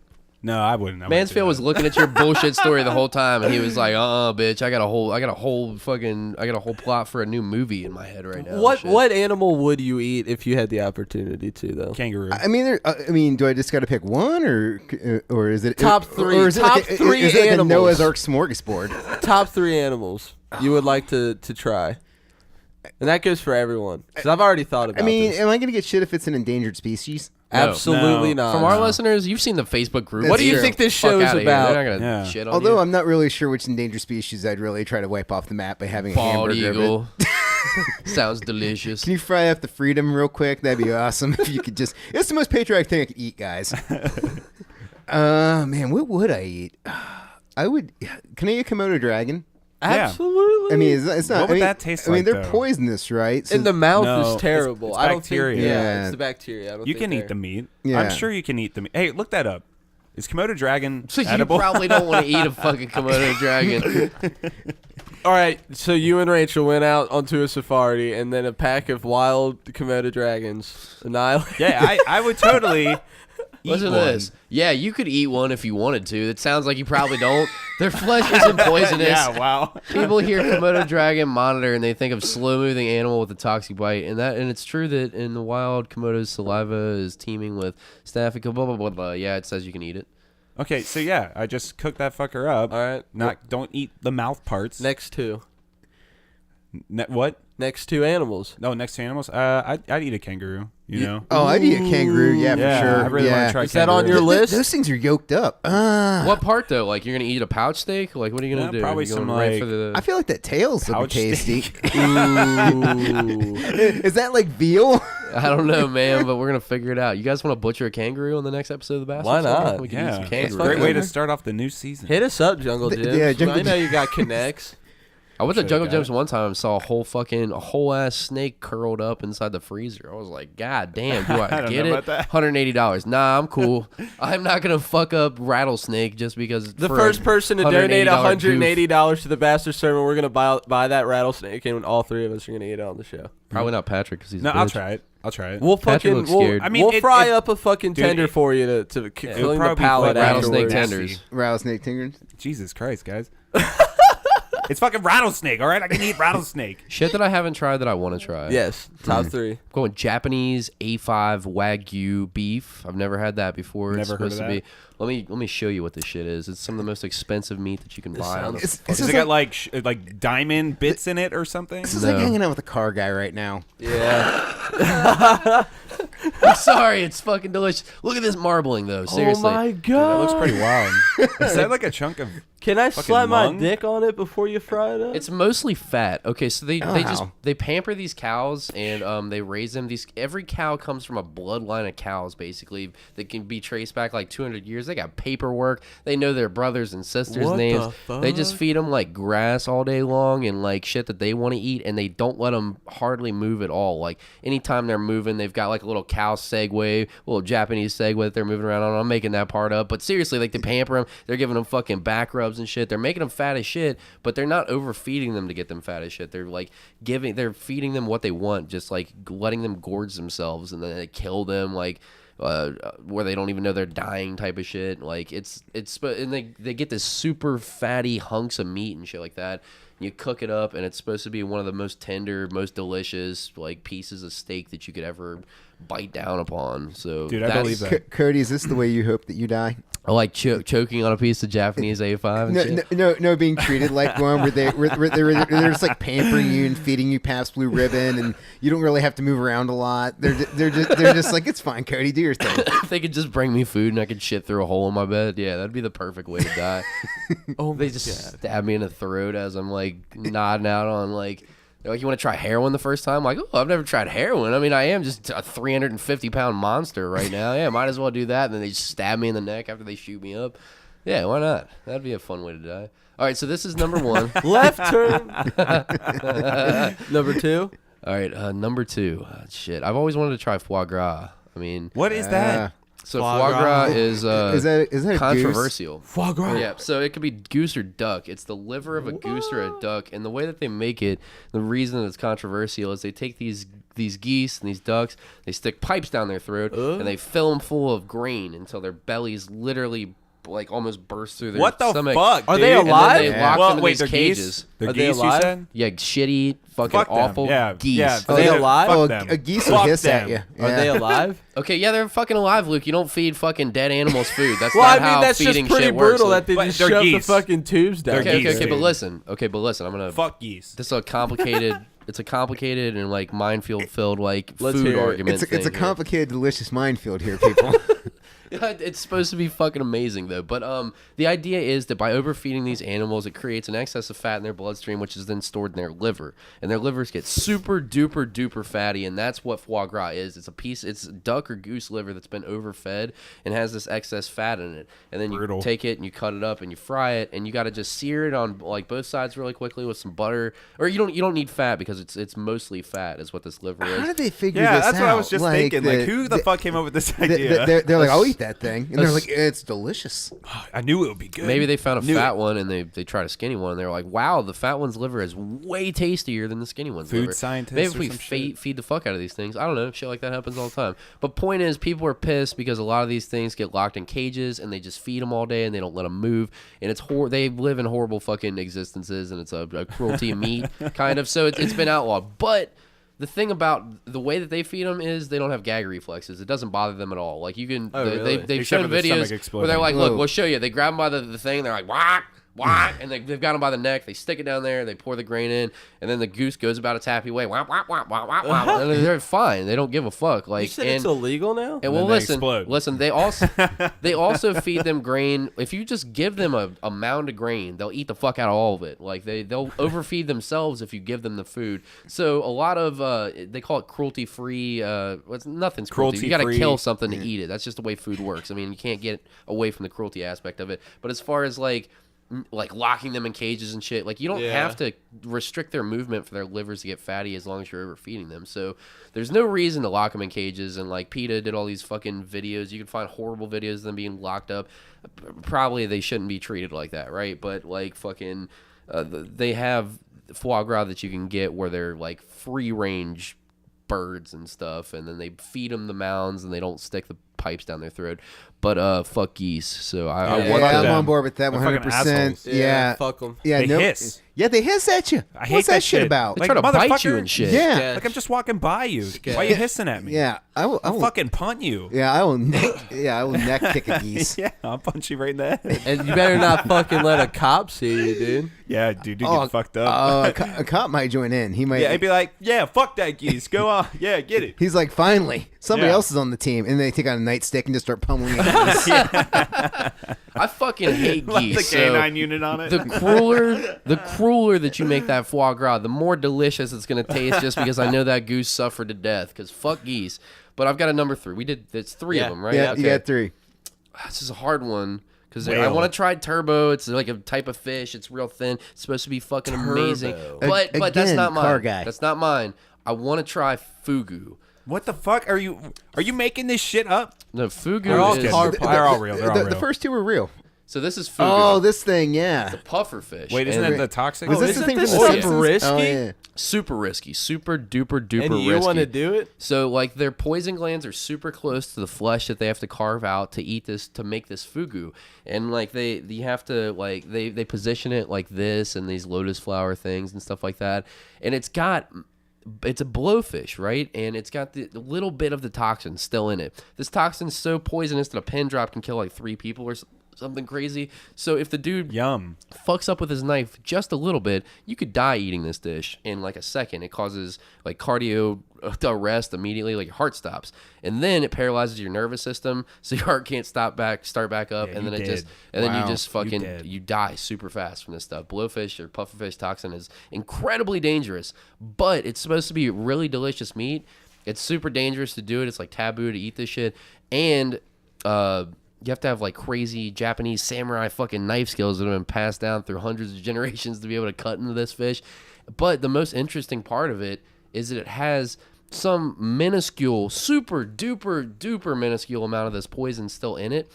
And not enough to hurt you, but when you eat it, it actually makes your mouth start to go numb as you're eating it and stuff like that. Weird. That's super That fucking would strange. make me panic so hard. Yeah, I'd be like, it's over. I knew this was a bad idea. But that would be a fucking hell of an experience. So those are my 3. Do you think people like there's people that die every year from eating this dish? Let's look it up. Probably. Because I'm genuinely curious. See, when I said Who's like eating top this? 3 animals People. to eat, like you said like 3 real dishes where I'm like just thinking of obscure like random animals that people don't normally eat. Between 2005 and 2014, so in the course of 11 years in Japan, 11 years, I got that math way wrong, 9 years in Japan, there were 11 deaths from eating fugu, and 359 people were treated as fugu poisoning. Japan's current population is 127.3 million. So I would say it's very uncommon for people in Japan to die from eating fugu. More people die eating raw oysters in the U.S. So relatively you'd be safe fine. way to You'd do be this. fine. Yeah. Yeah, you probably have more of a chance like Yeah. choking on Chex Mix. Dude, that someone probably orders it and the waiter goes like, "Get the ambulance." Yeah. and then there's The just ambulance like ready. dudes with like some fucking there's shock paddles just like behind a corner ready to run in. Oh, they're fine. They're fine this time. Do you think the Japanese treat it like we do at chicken places when you eat the hot wings? You get a T-shirt. Like, do you think you get a fugu T-shirt? You survived. like I ate death fugu. Oh, I bet there is, dude. I guarantee that. I bet they have that just for like Americans. They too. 100 And it fucking was percent do. delicious. Wait, what? Oh wait, no, they did. Never mind. All right, go to the Wait, no, I images. think What there's one is on this fucking math shit? Oh, boys, I think we just found our $1 million idea. We're You making. better believe I eat fugu. Okay, what a strange fucking shirt to wear. Can you imagine walking out the house with that shirt I on? like. confidently? for you? I like the 1439 one. That one's pretty sweet. The It black one. But I Yeah, think it would be a on the good left? conversation starter That if you one. did own this shirt. Like, what is fugu? There's 'Cause- probably some squares Oh, I ate out it. there that are just so elitist about eating fugu. Oh yeah. Oh Like, fuck yeah! I believe Have you that. ever eaten fugu? That's too cute. No, it I might can't rock kill that. you. Well, you don't know class until you had fugu. Yeah, you don't really know, but you know you might die. I didn't. I didn't You because know. I'm fucking tough. Yeah, I got a I don't know if t-shirt. you want to risk. Yeah, I got that. a T-shirt. You see it? Yeah. Wearing it right now. Did you guys all do 3? I feel like you guys didn't do 3. I only did 2. I would I do- think I only got the Komodo Dragon. Then we just like roundtabled it. Okay. Sorry, I What do mean, you got? Cody's Do 2 was more. genuinely interesting. Yeah, I you're feel like I got really good. nothing. Yeah, now I got nothing. I feel like we cap with you. I mean, Yeah. I mean, I would try whale. You try fucking blubber? That's your No, like big the- like the I want meat. blubber. I don't know. I mean, wouldn't it be interesting? I mean, I don't want to kill the whale. I mean, if it was in front of me and it was going to go to waste or Would something. you eat it like a polar bear if you just found it washed up on a? Pat was just talking about what? Pat was just talking about the ethical implications of eating a monkey, but he's like, I'd eat a whale, a sentient creature that hurts nothing and eats plants. Why, Pat? Eats Why krill. fucking whales? I'd eat a whale. Eats krill. Yeah. Fuck krill. How about that? Those little fucking itty bitty tiny. All right, shrimps. one more, and we need to fucking get to Mansfield, dude. You interrupted. Yeah, him. you going. Oh, I don't know man, another well- one. I mean, if I was like in a plane wreck situation, I'd totally eat a human calf. Like, I'm not against that. So you know, A human would eat- calf, so and you you would said eat mine human? were going to be more interesting. A You wanna go human calf, straight to- and you said child. no, hold not on. not on, a so let me- child, hold but on. like gonna try the So there's a veal plane with wreck. people. Yeah. There's a plane wreck. It's you and a child that survives, all right? And you're starving to death. The child fucking dies from malnourishment. You eating that fucker? Hell yeah, dude. Yeah, Seriously, yeah. you would eat a human? I mean, yeah. I mean, if you're in a situation like that where it's like you have to survive, why would you But not? you wouldn't even think about it. Like, you wouldn't even let it sit out there for a I- little bit. You would just be like, oh, he's gone now. I've I been mean, waiting. I would like do a thing. I'd be like, hey man, like you're gone and I'm still here and I'm probably gonna die soon, but I'm Like, trying you to would- prolong this. And You would know. talk to the dead body? Yeah, of course. Well, who else am I gonna talk to? Like, I'm out on this trying to island by negotiate Send myself. it to with Wilson. Trying to negotiate with it? Turn this dead child into Wilson. Like he's dead for 3 days, starting to decompose, and I'm just like, well, buddy, it's just us on the island still. Good times. You got a Sharpie with you. You draw little open eyes on him and shit. Try playing card games with him, and he's not good at. I'm like, Well, I guess I'm going to eat you now. Okay, well, Now, Mansfield, this is a complicated thing, but you're up there for a long time. You're getting horny. Now, are you going to fuck Yeah. the dead kid? You have the legs it's, left. It's just, it's a dead kid, so it's not like alive anymore. So no. I mean, I'm No. yeah. Bullshit. No. Little human fleshlight right there. No way. No. I mean, I That's a good don't. question, Cody. I don't need to have sex with him to live. Dude, yeah, that- but you're gonna be sick of masturbating. I mean, Yeah, you're, dude, and you're just staring at that sweet your hand's dead gonna be kid all, okay, think about carcass. this. Your hand's gonna be all cut up from all the surviving you're doing out there. You're not gonna want to jack off. You're gonna see this fresh asshole You got that you full left. balls, full like stranded in the wilderness balls, and you It's been gotta a get while. rid of it. You're going crazy up there. You're thinking dangerous thoughts. You see that kid? What dangerous stuff? These guys are making it This sounds seem. pretty dangerous. Like, what am I thinking about? Am I like juggling machete dangerous thoughts? What am I talking here? They're making it seem like it's so easy to abandon all like morals and just fuck the dead kid. He's the It's one that said there. he would do it. He would eat a child. He would eat it. He wouldn't fuck it. Thank you, Luke. Again, Yeah, standards. He's eating Yeah, kids, not yeah, fucking that's them. that's I where I'm mean, at. again, call back to one of Are the. you saying you two would fuck the dead kid? Yeah, it's Never. true. I'm not a What monster. the? All right, then Oh, shut your well, bitch Yeah, mouth. I also wouldn't eat a kid either. What? You wouldn't? No. He wouldn't even eat a monkey. No, I wouldn't eat a monkey. You're weak. I remember that whole thing I told you? But It he'll was eat- just eat fish. He'll eat a whale for some reason. I'll eat though. a fucking whale, though. I mean, I didn't kill the whale. It's a weird double standard. You wouldn't. Yeah. You wouldn't I have didn't- the Look, honor dude, of anything killing you a eat has whale. been killed. Anything. So, I mean, that argument is pointless right now. Wow, just let somebody else go out and kill your whales for you. Yeah. What's your third? I see what it's like being king of the scene. Yeah, that's just, You can, Is that his new you can just I send guess. people out there and kill whales. and- Mansfield, Yeah, did you know I think, that Pat used to be a really big deal in the? He was I at one guess so. point. At one point. At one point, Back in the day. and now he's got a podcast. I got a podcast with you fucks. This has to be easier than like playing out, though. I mean, Oh, yeah. I mean, this is, well, I mean, if we really want to get into it, like that other shit was like running a whole business. This is Yeah. like just fun, you know? I like being a musician. I see where it'd be cool when you're younger, but like as you get older, it's like we got to go on tour again. It's like I don't ever want to do that I'm shit like, again. so I got to leave Yeah. my house. Yeah. Yeah. Oh, that sounds rough. What? I make music we might still. go on Yeah. tour. I mean, the future? but that's different. This is different than playing music. Playing music is a stressful venture, and no one's fucking happy. I feel like the whole time, unless we're playing the show. No joke. I mean, it's serious. Everybody's like fucking stressed out. You're living in shitty conditions in like a fucking Yeah. shitty ass van in the middle of summer. It's hot as fuck. You don't get shower for a while. The only time you have fun is playing the music. That's it. Yeah. That's really it. I mean, I'm in a new project now, but I don't ever want to go on tour or do that shit again. I just want to have fun, and if it's not fun, I'm not going to do it. I'm Yeah. at that age now. I feel like where I just do stuff for fun. But you wouldn't eat a fucking monkey. No, I wouldn't eat a fucking monkey. Why would you? Okay. Or fuck a dead kid. What's But your I mean, third? a whale, What's your third? maybe. Third thing that I'm going after. I just feel like when I'm gonna eat something, it needs to be super predatory. So maybe like a great white or something like that. Yeah. Like I just want something where it's like, I mean, I'm eating you and I shouldn't be, or I shouldn't have the chance to. It should probably Yeah. be something pretty badass. Yeah, I Polar was thinking the bears. same thing. Yeah. Oh no, Yeah. I Eat a was polar thinking. bear that you killed yourself. Can we just, Oh, with your dude, bare that's the hands? ultimate. can we Yeah. get some Jurassic Park shit? Can I eat a T-Rex? Nope. It's nope. gotta be here. Has to be Okay, here Gotta now. be here. What were we gonna say? I Luke? was thinking fucking bison. bison. Oh, you can get that. You in, can just- monk, gotta fucking hold Bison, go to Kroger. You're like my all-time, Dude, hands Terry's got a down, and grill. some It's shit like I can on get the at Kroger's chain. right now. Like, What, really? Just get it, you fucking Yeah. idiot. Yes, you Yeah, can get like, bison. wow. we can get you bison We can- 24/7. yeah, we can Let's probably do Amazon it. I want order some it. bison. Wendy's probably has a bison burger already. Yeah. What do you mean? Like, get some bison. Yeah. What about hippo? No, I don't no. know. no. What the- you're fucked up. You're You're like- fucked up, Luke. Wow. They're fat. I like where Luke's mind went. Yeah, the city of Cincinnati has just turned against Luke. Just so God. hard and Good fast. job, Luke. Wow, now you're Public You Enemy didn't number think about one. Fiona once when you said that? Yeah, you're Not gonna get, even a little bit. well, prepare to get lit up on social media. Yeah. I Good haven't job. been to the fucking. That's the name of the zoo in episode. years. Luke hates Fiona the hippo. I'm just kidding. We're not gonna. I mean, I do. so Yes, I I'm am. just kidding. I don't. I don't. This is gonna start a whole She's adorable. I've controversy. I've never met her. She's adorable. That's what I've heard. She's like Cincinnati's little Sebastian. Shout out She to really Fiona. is. Fiona, if you want to ever get on the show, just fucking have Yeah. your people talk to my people. If someone wants to bring a 1,000-pound hippo in my apartment, and we can have him on making gurgle noises or chewing No, lettuce. we'll Yeah, come you to know you. We'll hippos, come the- to you, baby G. We'll come to you. Hippos are like the most dangerous fucking Yeah. creatures that you could possibly be Okay, around. They're but like say- more deadly than a pack of lions. But and shit. say I fucking Fuck down people it with a up. fucking Bowie knife to the jugular, and then I fucking gut No. it and I cook it there. you know how long a hippo Right takes there to where I kill get it? it. Why are you worried? Fiona's like you hippo? bring the hippo on the podcast and then you kill it? Yeah, look, every Like what the fuck? I'd be like, "What, Luke? What are you doing?" I wouldn't kill Fiona on air. After On the air. episode. He'll be like slicing its throat, yelling, "Cut it, Cody! Cut the episode! Cut it!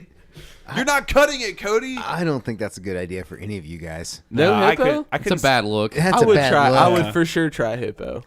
Not Fiona, but I would try hippo. Not Fiona. Would you eat Oh my Harambe? God. Haram. Yeah, would you eat? Yeah, that's a very good We're question. devolving Yeah. into retardation right now, fellas. I would Keep eat going. Harambe. Harambe. I'd eat Harambe. All right. Like after he was shot, like his body No, like Luke, went up. before he was shot while he's still alive, would you just chew Like on his little after fucking after grill he arm? was shot, like he was just like his body was raffled off. Like he's still twitching. like he's still twitching. Oh, dude. Rest in peace, Harambe. Yeah. It's getting legit sad right now. man. Come on. He's still twitching. It's so Aw. fresh. He's still in the water. They're still peeling that little kid out of his arms. You have the opportunity right then and there to slice off a piece of that Harambe meat. I would. My third animal would be a gorilla. I would eat a fucking gorilla. You're a sick man, man. That'd be, dude, they're all fucking muscle. That meat would be fucking dark red. Now, important question: would you Let's hear saw it. the gorilla's face off and then wear it as a mask, As you ate fashion it? into a mask, and then mock other gorillas behind the glass, Throw your shit at them. taunt them for being in little monkey jails? They're just watching you with their buddy's face on theirs. You sick. You're sick, Luke. You're all a bunch of fucking Ed Geins in disguise. Before we started this episode, Mansfield was like, I got a couple things we can't mention during the episode. He was like, I probably didn't know that I needed to mention kid fucking and or dead kid fucking, like saw monkeys' faces off, but I'm going to have to tell you guys to edit some shit by the end of this one. I mean, Butthole getting tight. do you think that maybe the gorillas would accept you as one of their own since you kill one of them? Like wearing their face? Like it's kind of like a predator situation where like if you kill a predator, the predators are like, all right, you can be one of us. Like they were cool with Respect Danny me? Glover and Because he in killed Predator one? 2. Yeah, in Predator 2. Sorry if I just Did you just completely spoil that? Yeah, I spoiled would Predator do 2 for you. I mean, you've You only know had what I've scene- seen so. it. I've seen it. Yeah, okay. I would hope so.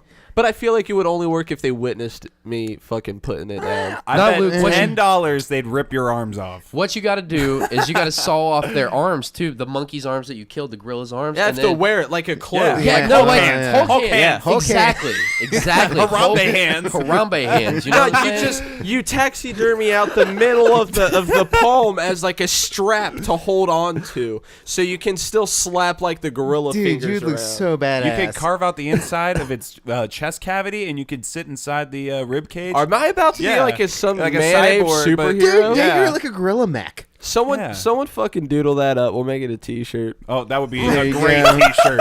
Harambe just slaughtered and Luke wearing it like a monster. Exoskeleton. That wouldn't piss anyone off. I love Cincinnati. That's Man- what I was saying. Okay, Mansfield, can we, You're writing Cincinnati, Fiona. Ohio. can we commission you to draw that? Is that where you draw the line with your commission work? Or would you totally draw Would that you- shit? No, I Yeah. mean, I feel like it's a T-shirt that the world needs. Yeah, it We does. gotta fucking make this happen. We've I said think it. that is such a good idea. We're an hour and 10 in. Do you boys Yeah. want to take a break? Yeah, when we let's come take back. a break. Let's talk about our past episodes Yeah, throughout the let- past oh, yeah, year. When we come back This is from the here. 1 year fucking episode. We have so much shit to talk about when we come back. Let's celebrate with you guys. Yeah, let's fucking do it. We'll be All right, back. be right back. BRB. And we're back.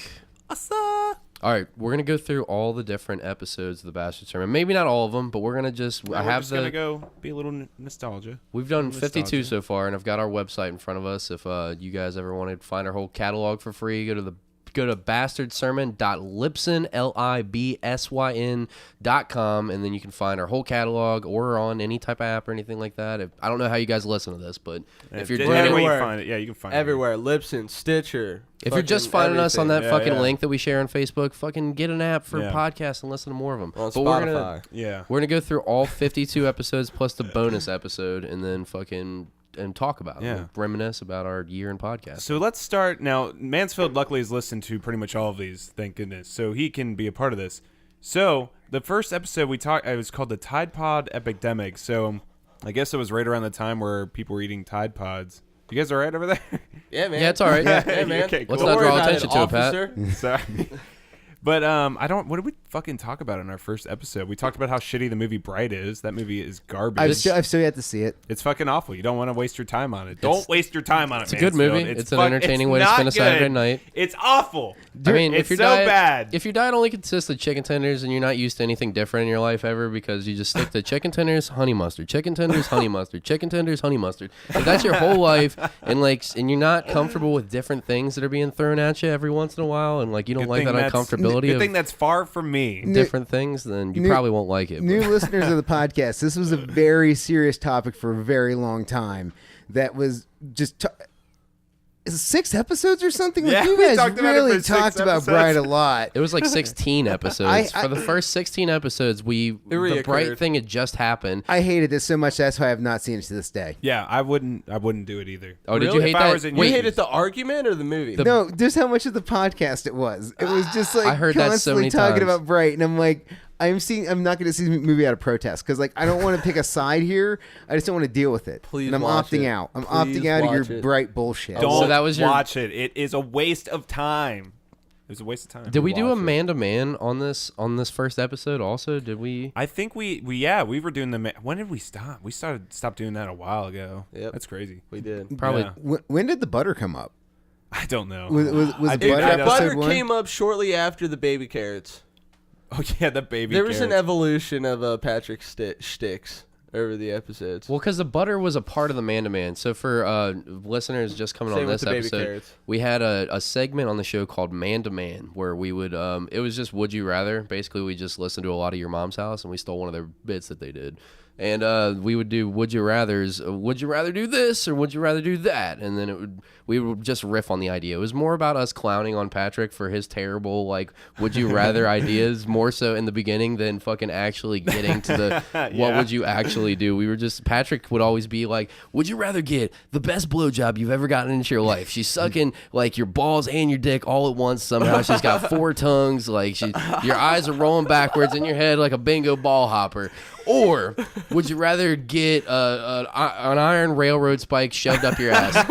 And we're like, hold on, Pat. What do you mean, bud? Can you? And he was like, no, but it gets worse. It's rusty, and then you get tetanus, and your mouth starts clenching up. And I'm like, exactly Pat, how I'm it going was. for the blowjob. You're like, wait, but you haven't heard the end of the iron railroad spike. And I was like, I think I've heard enough. Pretty sure I've heard enough. And that was the segment that we did for a while, and then we killed that thing. And I think it might have started on this.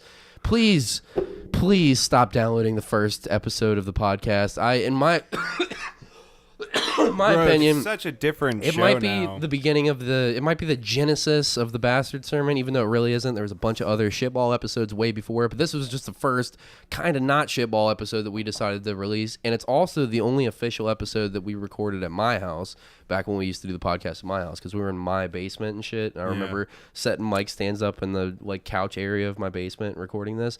But in my opinion, dog shit episode. Don't fucking download that. Stop downloading it. Listen to new episodes. Stop it. Please. The new episodes. It's still being downloaded. Now we have a dynamic. Now we've got It's chemistry. a totally different show. We got good guests. We got a nice studio. There's full video on YouTube. Fucking stop downloading that first episode. It's so shit. All right, I just have to get that out of the way.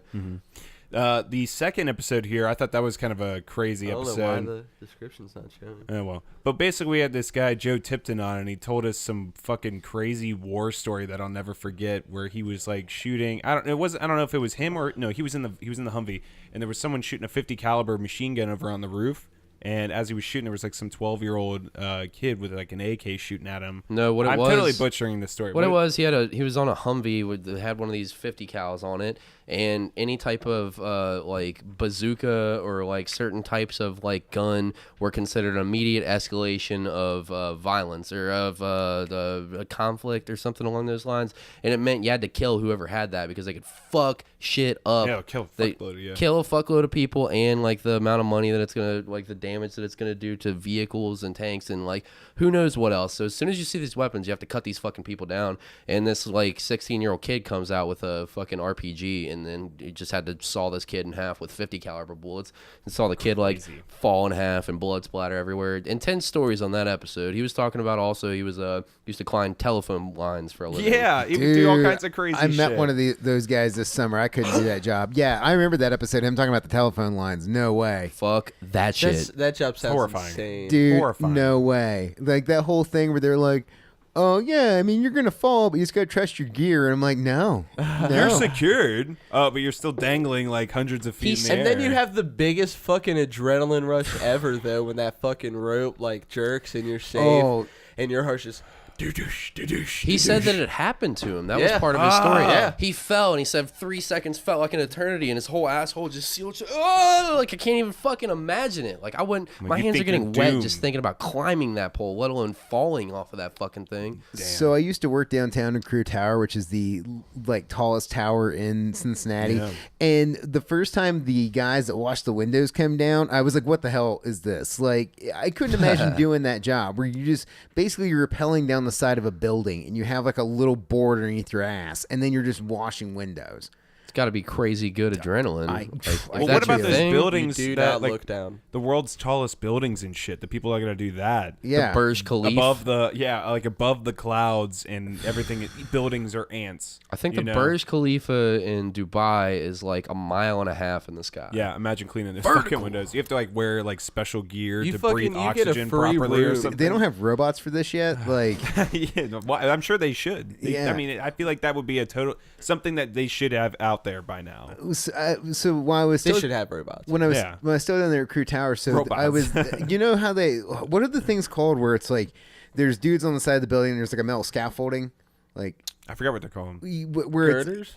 I don't know, it's kind You of mean when they build the buildings, like the scaffolding that they're setting up Yeah, outside fuck that of it? shit. like too. the thing that's kind of like where it's kind of like your own, like you get to get your own little section. You can like take yourself up. I thought those were the window washers Yeah. that you're talking about. Well, so the scaffolding. guys I was talking about, like they were on their own like little board under their ass, like they were in singles. But they also make the ones where there's like a little cart. What do you call that thing? I don't know. I know what you're idea. talking about, but I can only imagine like if just a little bit of wind picks up because it picks up over there. Well, that's where the up high. story's going, sorta. Oh, Shit. So when I was still working down in at my last job, we heard like this big like thing. We looked out the window, and one of those carts went sideways. Fuck. Yeah. Fuck. Because they were over on the what's the building there? It's like the Westin Hotel, and it's like I the forgot what it's Fifth called. Third or something. It's whatever bank it is that has the 5 stars. So they were taking the stars off to clean them, and they put one of the stars in, and it was too much weight or something, and the rope completely slipped, and that whole thing just went whoosh,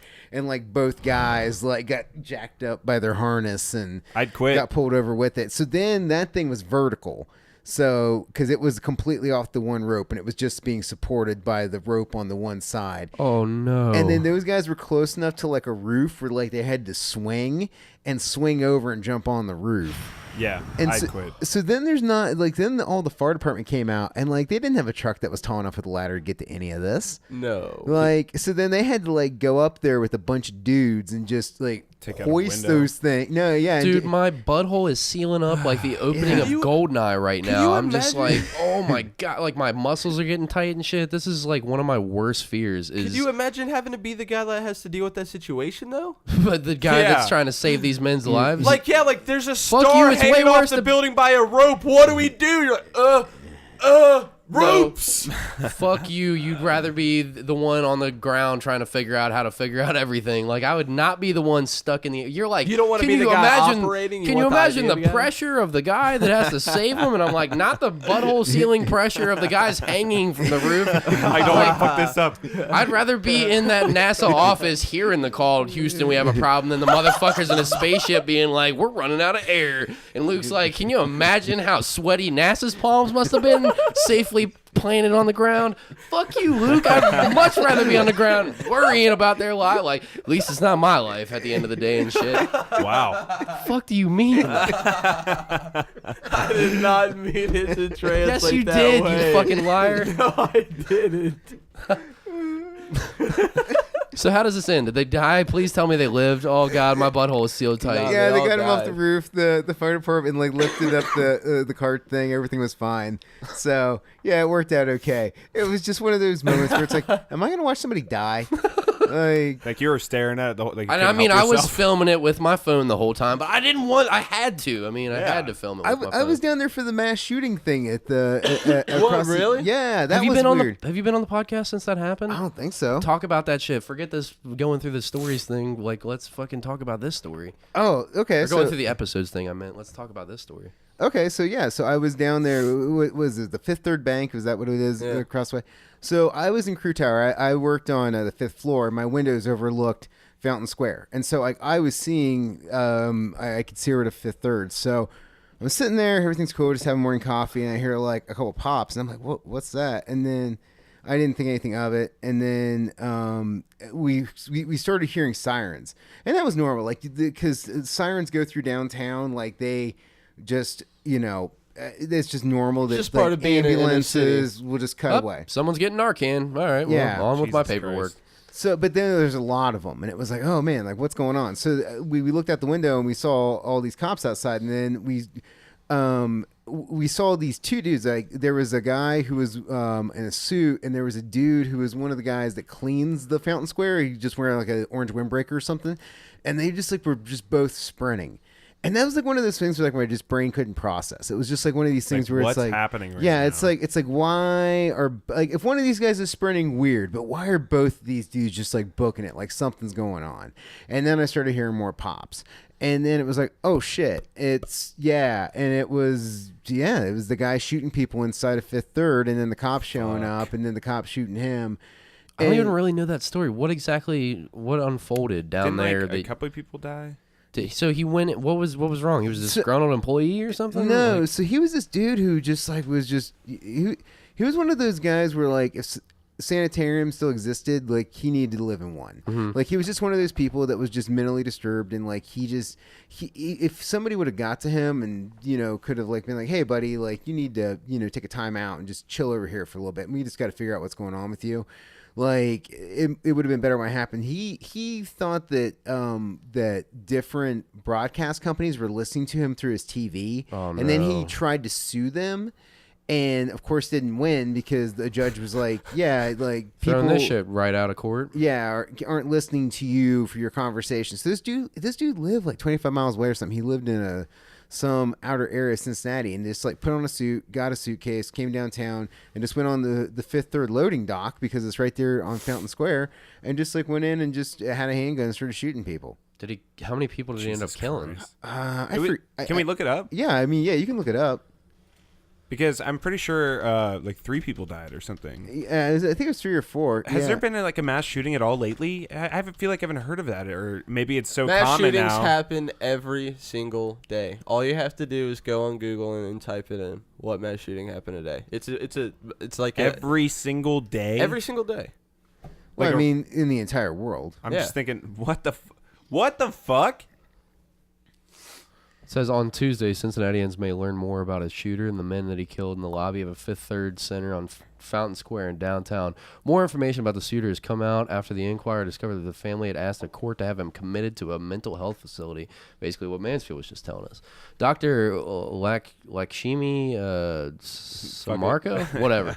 The Hamilton County coroner plans to hold a news conference at 1 p.m. on Tuesday, blah, blah, blah, blah. Over the weekend, we learned more about those who died. A grandfather, a father, and a son. So he killed 3. We even heard from Whitney Austin, a mother of 2, who survived 12 gunshot wounds. Fuck. God damn. We got another fucking 50 cent. What a So sick anyways, but motherfucker. from your perspective... We'll just sit in that for a second. Okay, so... We got another 50 cent. All right, Luke. Someone save this. From your perspective, Mansfield, what happened after these pops and you saw the guy shoot? Did you see the dude get taken out by the police? We shouldn't be laughing this hard about this subject, I feel like. Yeah. Luke's about to have a fucking laugh attack. I feel like you need to have her on the episode, on one of the podcasts now and get her side of things. And be like, hey, you want to come on and talk about this? and then be like, here's Luke cracking jokes. Some have Luke called would you the laugh the 50 whole cents time. of the Cincinnati shooting. Well, who called me that? I never read that. Well, just Luke from our podcast. He called you that just the other day. He said maybe this is the beginning of a rap career for you. Maybe this is just a whole new life. You got a SoundCloud mixtape? We'll be happy to play one song off of it. Yeah, so Luke's just making that happen. Jesus Christ. Oh, god damn. Sick. Do we go back to the story now? How does this work after Luke dies laughing in the middle of a mass shooting fucking story? Yeah. Oh, man. I'm pretty great. You're sick. What? You're a sick man. That's all right. All So, right. anyways, you're hearing the pops. You're Yeah. realizing something horrible is going down. Luke can't hold himself together. Continue. Yeah. So the weird thing was, it was just like watching it was just, you just didn't know it was gonna happen. And there are these dudes that their job downtown is they like water the plants.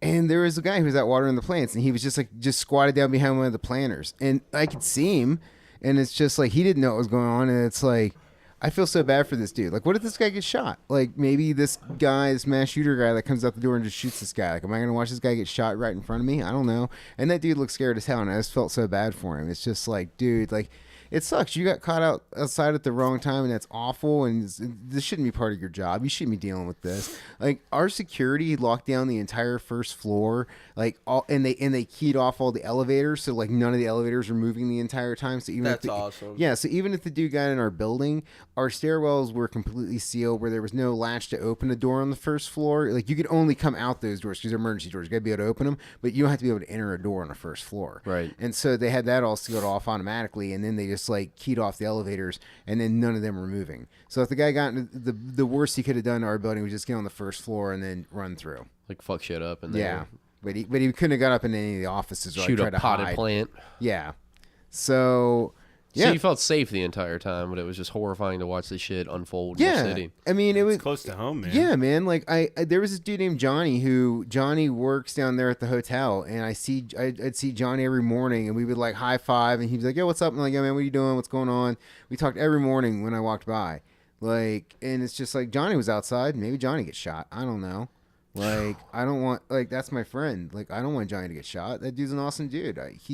But, you know, wrong place, wrong time. You got some psychopath running around with a gun shooting people in the face. Like, I don't Be know. honest though, did you know how you hate Phil outside? He's always asking for change and shit. Did you kind of hope? I hope a fucking Wow, bullet dude. whizzes right into his change asking mouth and doesn't kill him, but takes his whole lower jaw. So that when he asks me for change, his tongue's all floppy, hanging there. And you can laugh at him and just give him change. What the fuck? What? Yeah, homeless Phil. I mean, he pisses himself and he smells like piss every morning. He got Did puke not in his expect beard. that. Dude, people with no lower jaws just walk around like fucking half-living zombies with their tongue hanging out like that? Yeah, you really did just describe the opening of Day of the Dead, where like they land the helicopter and they call fuck? the zombies out, and then Dr. Tongue comes out with his mandible like all ripped off. Oh my Man, god, man. that was Like a good one. I never Cody. saw that working downtown. If I So lost you- my so lower you jaw, weren't I'd probably hoping- like wear a bandana. So you weren't hoping for any tragic quick deaths for any of the people down there? No, I mean you do see some weird dudes downtown. Like downtown is this weird microcosm of it's either you wear a suit or you basically have clothes that are hanging off your body. Like it's one of the two. Right. It's so weird. And then there's just weird people that show up. Like we had a guy that would come out and do the figure skating rink. He was this dude he looked like a college linebacker, and he would usually wear tight clothing, but he would go on the ice and he would do like spins and Olympic shit and like do ice dancing in the middle of the day. And then there was another guy who would go outside and he would do yoga shit like beside the square in a leotard and would do like handstands and stuff. I remember. That's interesting. I remember one time I was walking downtown, and I don't remember who I was with, but we crossed paths with this dude that was in a full fucking suit, but it was like a shitty suit from the 90s, and it had a bright-ass red tie on it, and I was like, huh? And then I looked down at his shoes. He's wearing Jordans, and it's like this goofy, like, looking 60-year-old, like, unkempt white dude. I'm like, all right, like, what's going on? And he nodded at me, and he's like, yep. And then I was like, what's up, man? He was like, I used to be a cop. And I was like, I bet you did. And then he was like, I did. You want to buy a newspaper? And I was like, I got to fucking go right now. But I remember a couple strange interactions with the homeless downtown. I was like, what's up with this suit and a red tie, the Jordans, and like he used to be a cop? Like, the fuck does this all come together into crazy? They usually leave you alone, but yeah, man, they're special people. There's some weird stuff going on downtown. Definitely. All right, we're going to keep moving on this topic. Yeah. Episode 3, polyamory, drugs, and rock and roll with Chris Spalding. So when we had our buddy Chris on to talk about his polyamorous relationship, former relationship now, because I remember him telling a story where he walked in. He was walking in with the woman, and her husband or boyfriend was cleaning a gun or something. Yeah. he walked into his into the chick that he just started banging, her Yeah. house, And then he goes in, and then her husband's sitting there, and he's got like a Mossberg shotgun, and he's cleaning it off with a rag and shit, and like being super intimidating. And she was like, "I'm gonna go up to the bathroom." And then she goes to the bathroom, and he's like, "Are you here to fuck my wife?" And he was like, "I mean, I was well, we were gonna." And he was like, "Nah, it's all right. You can fuck my wife. I'm just kidding with you." And he puts the gun away, and it's like, hey, yeah, I'm gonna leave now. It's fun times. Major boner kill. Maybe you're about to be murdered. I'll totally get hard. I'm gonna shoot you in the face. It's like, that's not good. That memory, that thing sticks out to me like a sore thumb when I think of that episode. He had some really good stories. It sounded so complicated. Yeah, like that. I couldn't do it, man. I have like being married's hard. I couldn't imagine like juggling another like dating somebody, but then there's like a dude on the side that you're having to like do some shit with. Like that seems like it'd be hard. Are you ever on the same team, or are you like on opposite? Like how does that work? I don't get it. He had one story where he went to some like I think it was like some show with his girl, and his girl brought her newer boyfriend. And it was him and his girl, and they watched the show, but she was making out with the other guy the whole time. But at the end of the show, she like went home with him instead, and the other guy was like a little mad about it. America, do what you want. It's a free country. Whatever you want to do is fine by me. Yeah, for sure. I couldn't do it, man. Shit seems it complicated. just sounds too. I'd be stressed out. I feel like I'd be constantly worried the whole time. And jealous constantly. Like, what the fuck? Your girl's out there just getting plowed by some other dude all the time, and you just got to be cool with it at home playing PlayStation, just like thinking about your girlfriend getting fucked. Like, I don't. No thanks. I'm cool. There's I'm cool another on that. person I want to do have what you want to on. do, but not for me. Yeah. I mean, hey, man, again, God bless America. Do your thing. Everybody's got their own thing. That's what the internet's taught me. Is like, there's just weird shit for everybody. His That's shit what the didn't. show is fucking taught me. Yeah. His shit didn't work out. absolutely. So I mean, obviously, it's a testament to that shit's not. It's Oh, it complicated. didn't work out? No. Ended pretty much after that episode ended. Dang, Chris, Yeah. we love you, man. I hope you find another. It's all right. I don't mean to fantastic, shout him out negatively. I mean, he probably wasn't comfortable happy. polyamorous Get out of some unhappy shit. There you go. All right, Seems moving stressful. on. Moving on. Let's fucking Gabe Kroger whack. I'm Gabe. just kidding. We love you, bud. We had Gabe on to talk about photography and all kinds of shit. He fucking took our photos for the Dude, first couple of episodes. Gabe too. is the fucking man for sure, though. Yeah. Super intelligent. He has his own books, and they're really fucking awesome. real as fuck. He follows us everywhere. He was at the Pike Tattoo show event for us. He took photos for us there.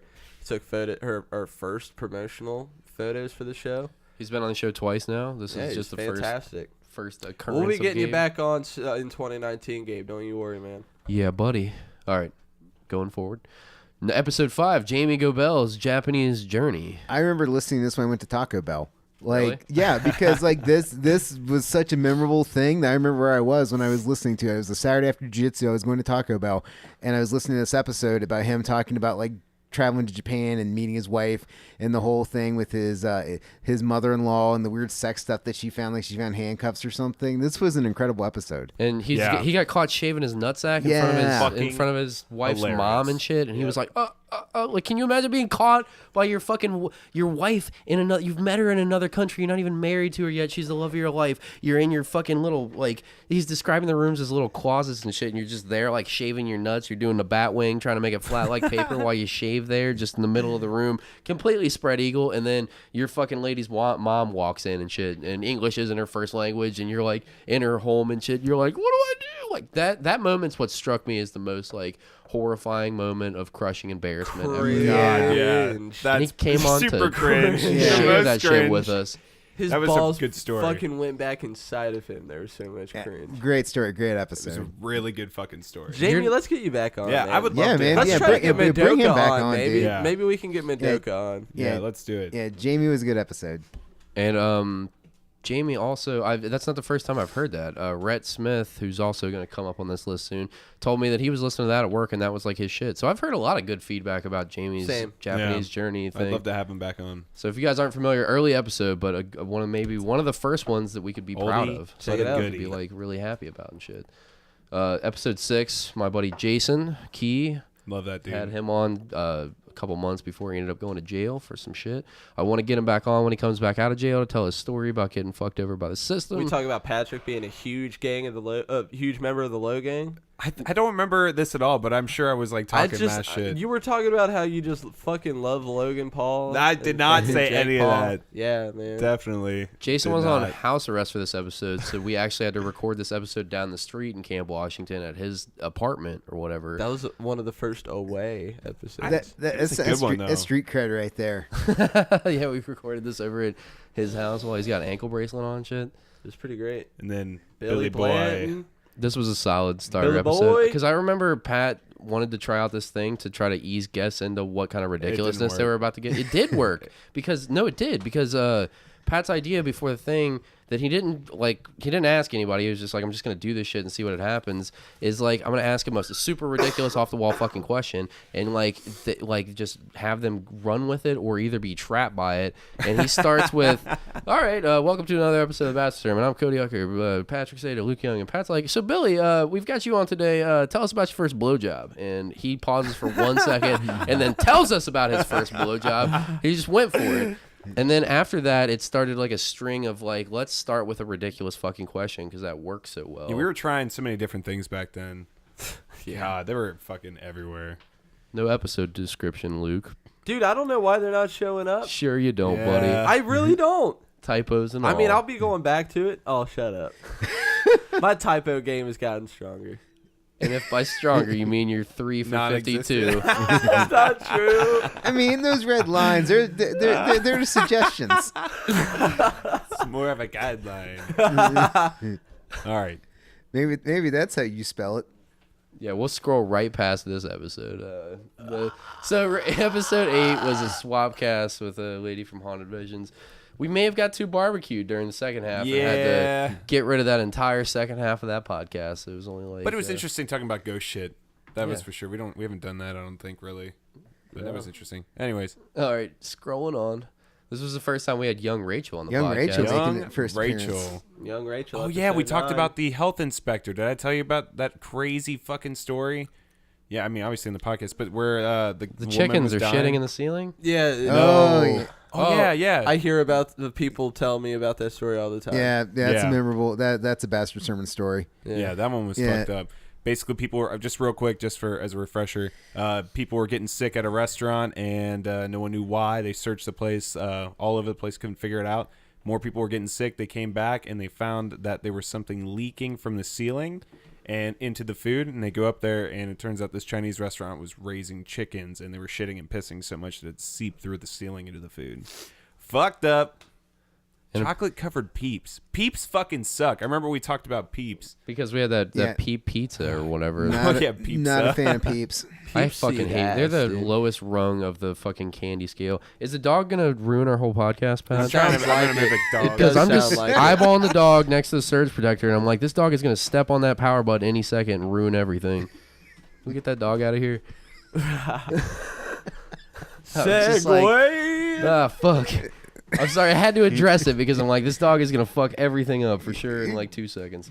All right, well let's Cody fucking. just kicked the dog out of the bar. Yeah, I'm an asshole. I'm sorry. I've just got too many Hey, cords. It We got was too many, required. too many cords and surge protectors. There's water and there's beer and there's goblets. You know and- what, dog? You can come back on another episode, but not now. Yeah, not now. We'll get you. We'll get you episode 53. We'll get the dog on. She's put away. Is the dog going to be a guest on the show? That'd be cool. Maybe Nice once we have pantsing. some Joe Rogan money and we can afford to spill a coffee cup or two on a fucking laptop. But right now, no destroying laptops with any coffee cups, no fucking dog surge protector incidents. We gotta make sure we keep this shit, son.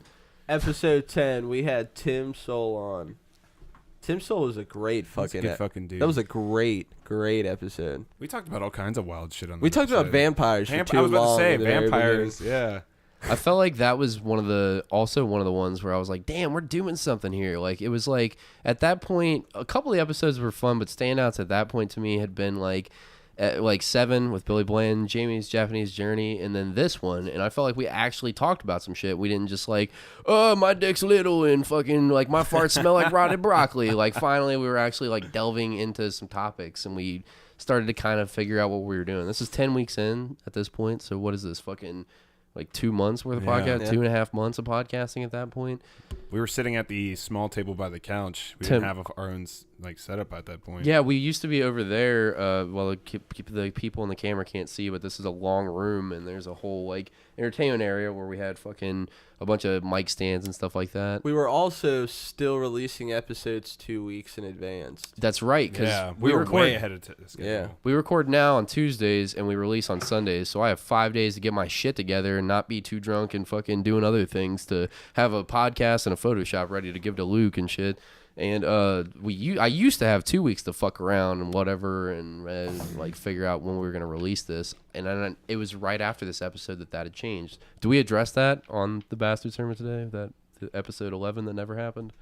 No, I don't think we ever did. But man, it was a cringy ass episode. It was rough. So it was rough. I think we should talk about that. Tim told a lot of great stories that day about Steve meeting Steve-O and traveling all around and shit like that. That's a good episode if you guys want to check out early Bastard Sermon shit.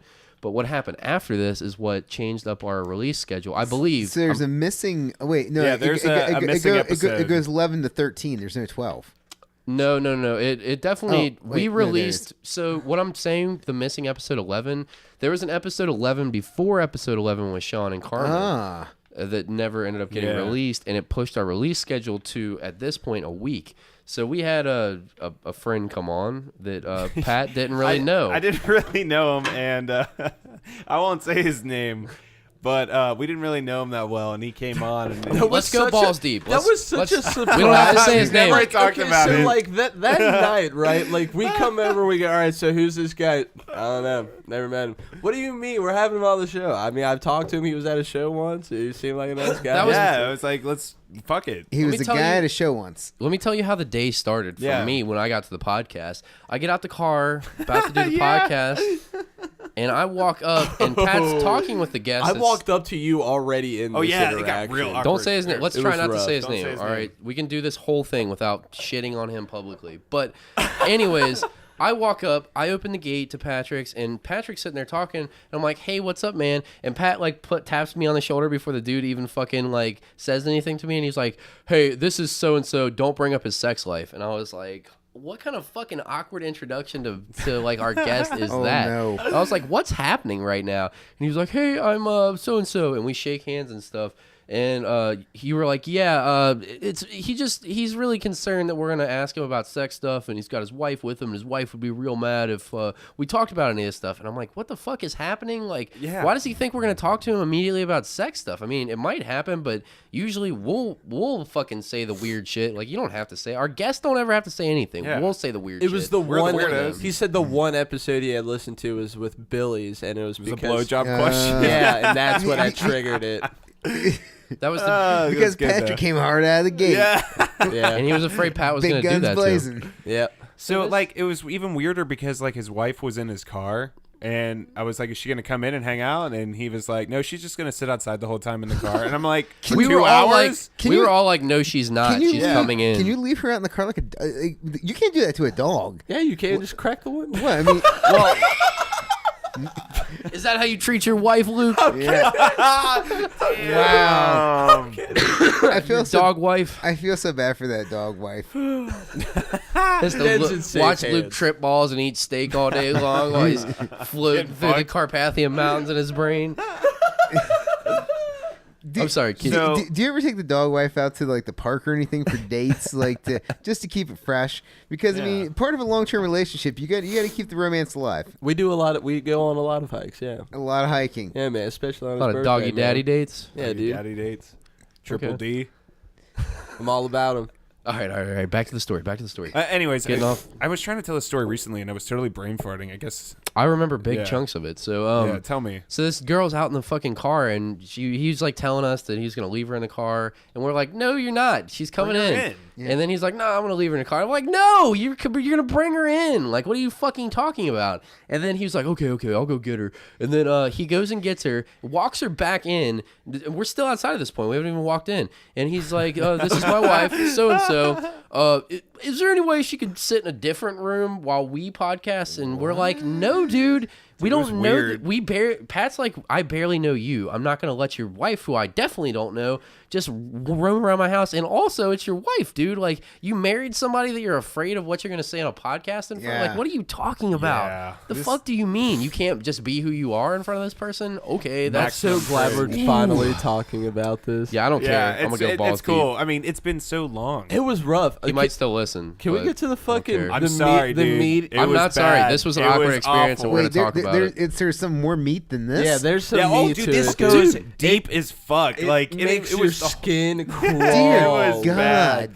So you had like this band, and he talked about how like they would make fun, like No, chant. dude. Let's start. We'll get there. Cody, get we'll into get it there. because like There's better at so this. much because I remember this fucking day because it stood out in moments of Let's talk cringe about in my the life. party. I was Moments like, of cringe. I was holding onto the Yeah. couch, just like scratching the couch like this, like looking at you guys, like we're not putting this bullshit ass episode out the whole time. We're all talking with like fucking kinesis and shit. And I'm looking at you like.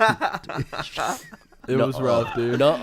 Because like this dude was like talking about how he's a little nervous to come on. Okay, fine. You're a So little nervous to sit on the couch he's and dripping sweat the whole time. talk shit into a microphone. Okay, I get it. It's not like we didn't even have this set up. I can get how this could be intimidating to walk into. Like, oh, they got lights and cameras and shit. Like, oh, fuck. No, we're just on the couch with some microphone stands and shit. Mansfield, you remember? You were there for one of those episodes? Yeah, Like, it was fine. hanging out in a fucking up here Yeah, with just fucking You were just chilling. some chilling. boys. Like, what That's do you all mean? it is. It's not, Yeah. it's not, it wasn't Just hanging with the uncomfortable. boys. He was freaking out. So he was He kind of was losing in it. total panic. But then we mode. started talking. Like, we're pretty good conversationalists, kind of easing the anxiety down for a minute. And he seemed like he was fine. Like, I got him talking about a story, and then we're kind of riffing with him for a second. He's kind of being funny. And I was like, oh, shit. Like, this isn't going to be bad. He's just having a little bit of anxiety. That's fine. I get it. Once we get on the mics, he'll get comfortable. So I'm like, all right, we're going to turn this thing on. And we do our intro. We're like, we got so-and-so on today. And then we go into the hoarders topic. I remember that's the first topic that we want to talk about. Do you think ghosts Fat can walk ghosts. through their garbage? Fat ghost, dude. Pat was Fat ghost. Pat had been watching a lot of hoarders at this time and kept asking guests like hoarder questions and shit.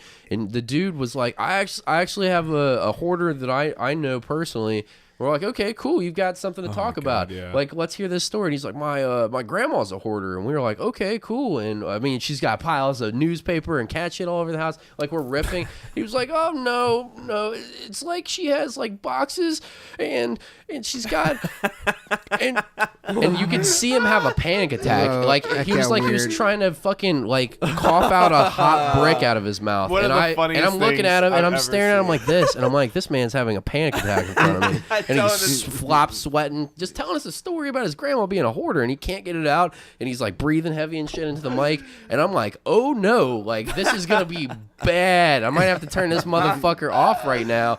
But I was like, all right, let me save this shit real quick and change the topic. And then we get into some other, like some ninja topic change. Oh, well, that sounds crazy. Hey, Luke, let's talk about this. Like, just fucking, like, try to immediately God. avert the It situation. was so bad, dude. He was sweating and panting so much. I remember it. Then he starts to like try to get comfortable when it's saved, thanks to Cody, but he gets too comfortable. Wait, do you guys like, still have this audio? I have yeah, all of it. yeah. He starts to like How have you not released this yet? because we don't want to hurt his Dude, feelings. It's the cringiest It's thing bad. ever. I feel bad. We He's made such a fun good of him dude. to his face on the thing, too. Like, I clowned him Oh, for some of yeah, the shit that dude. he's... I'll get to that. We have so much left. He starts to tell stories that he thinks are gonna like really Hold on. sell. That's the meat and potatoes of this story. Don't bury the lead. Bury the lead. We'll get there. Okay? Let's get into it. Hold on. So, wait. He was talking about his We've band never talked first. about this. This is wild. He was in a band, and he was like, I used to be in this band. And I was like, cool, you got some crazy stories for us. And I was like, yeah, you guys ever get, like, wildly drunk? And he's like, dude, we would get on stage and get, like, belligerently drunk. And I'm like, yeah, you getting hammered? And he was like, yeah, dude. And I was like, tell me about, like, when that went horribly wrong. He's like, oh, dude, I remember we were drunk on stage one time. We just couldn't even play. And I was like, damn, you guys were getting, like slash drunk, like, chugging a bottle of Jack They couldn't Daniels. walk, He's is like, what you're nope, saying. I was like, what'd you have to drink? And he was like, I had a Long Island. And Pat's like, those will really get you if you drink a lot. And he's like, yeah, I drank one of those. And then I drank a half a Mike's Hard Lemonade. And dude, I was trashed. And I was like, Oh, I'm no. there with a plastic water bottle full of vodka and like grape juice. And I'm like, Oh, I've yeah. drank more than that since we've sat down, buddy. Like, I don't want to shit on your alcohol tolerance, but what do you mean you were belligerently drunk after one Long Island and a half a Mike's Hard Lemonade? And then he was like, yeah, and it just went bad. And I was like, you guys couldn't fucking play and sing because you had two drinks in you, you had drinking you were still legally sober and you couldn't play your set. That's pretty gnarly, dude. I was like, tell me about more times on stage. And he was like, well, we used to have this chant where my band, what are we going to call this band? Blah, blah, blah. Fuck you, McFuck shits. Was it one of those things where it's like a 3 band, it's like 3 names together? It's like Memphis May Fire, like Dogs Go Hunt. Or Two names. Like whatever the kids call the things nowadays. Something like that. It was something. So he was up on stage and he was like, my blah, band, blah, blah. He was just like, our band sucks. Our band sucks. Our band sucks. And then the crowd would start laughing at us and they'd be like, your band sucks. Your band sucks. And it was like this cool like thing that we had with the crowd. And I was like, oh, no, it wasn't. No, it wasn't. It was a fucking, the whole crowd was making fun of you to your face and you think it's a fun thing that you're doing. Like, I was like, oh, no, okay. And we're trying to save it. And that's when he starts getting to the fucking stories. When he starts telling us stories and shit where he's like we're talking. I'm talking at the house party. I remember the house party first, and then the assault. Because I opened it up with a story. Like I was like, let me tell you a story about a time that I did some wild shit. And I say my story, everyone's laughing. Fucking now he feels comfortable. Yeah. He's like, oh, these are wild people. I can tell my crazy story. That's why his wife can't be in the room. My crazy stories. He's pulling old reliable out. Like, I've been waiting for this moment. One time I stabbed a drifter and it was fun. And no one found out about it. It was good times. Pretty funny, right? So this dude comes at us with this story. He was like, yeah, so I was at his party one time and like I was pretty hammered, you know, drank like a Mike's Hard lemonade or two.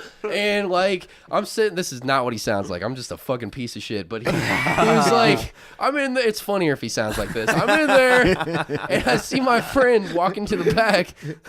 I see my friend walking to the bathroom with this girl. And in my head, I was like, he's going to get some pussy. And then I was like, I just decided to yell, oh, You better fuck that girl. You better fuck that girl. You better fuck her. You better fuck her. And then like everyone got real mad at me and my friends all got uncomfortable. And then like the girl came up and slapped me in the face. And then like I woke up in the morning and everyone was still mad. They asked me to leave. Wasn't that funny? And we're all like, it was when he said wasn't that funny, I was like, oh my god. Not even a little bit. it was like your story is like story that other people tell, but they're like, one time I met the cringiest man on earth and here's what he did.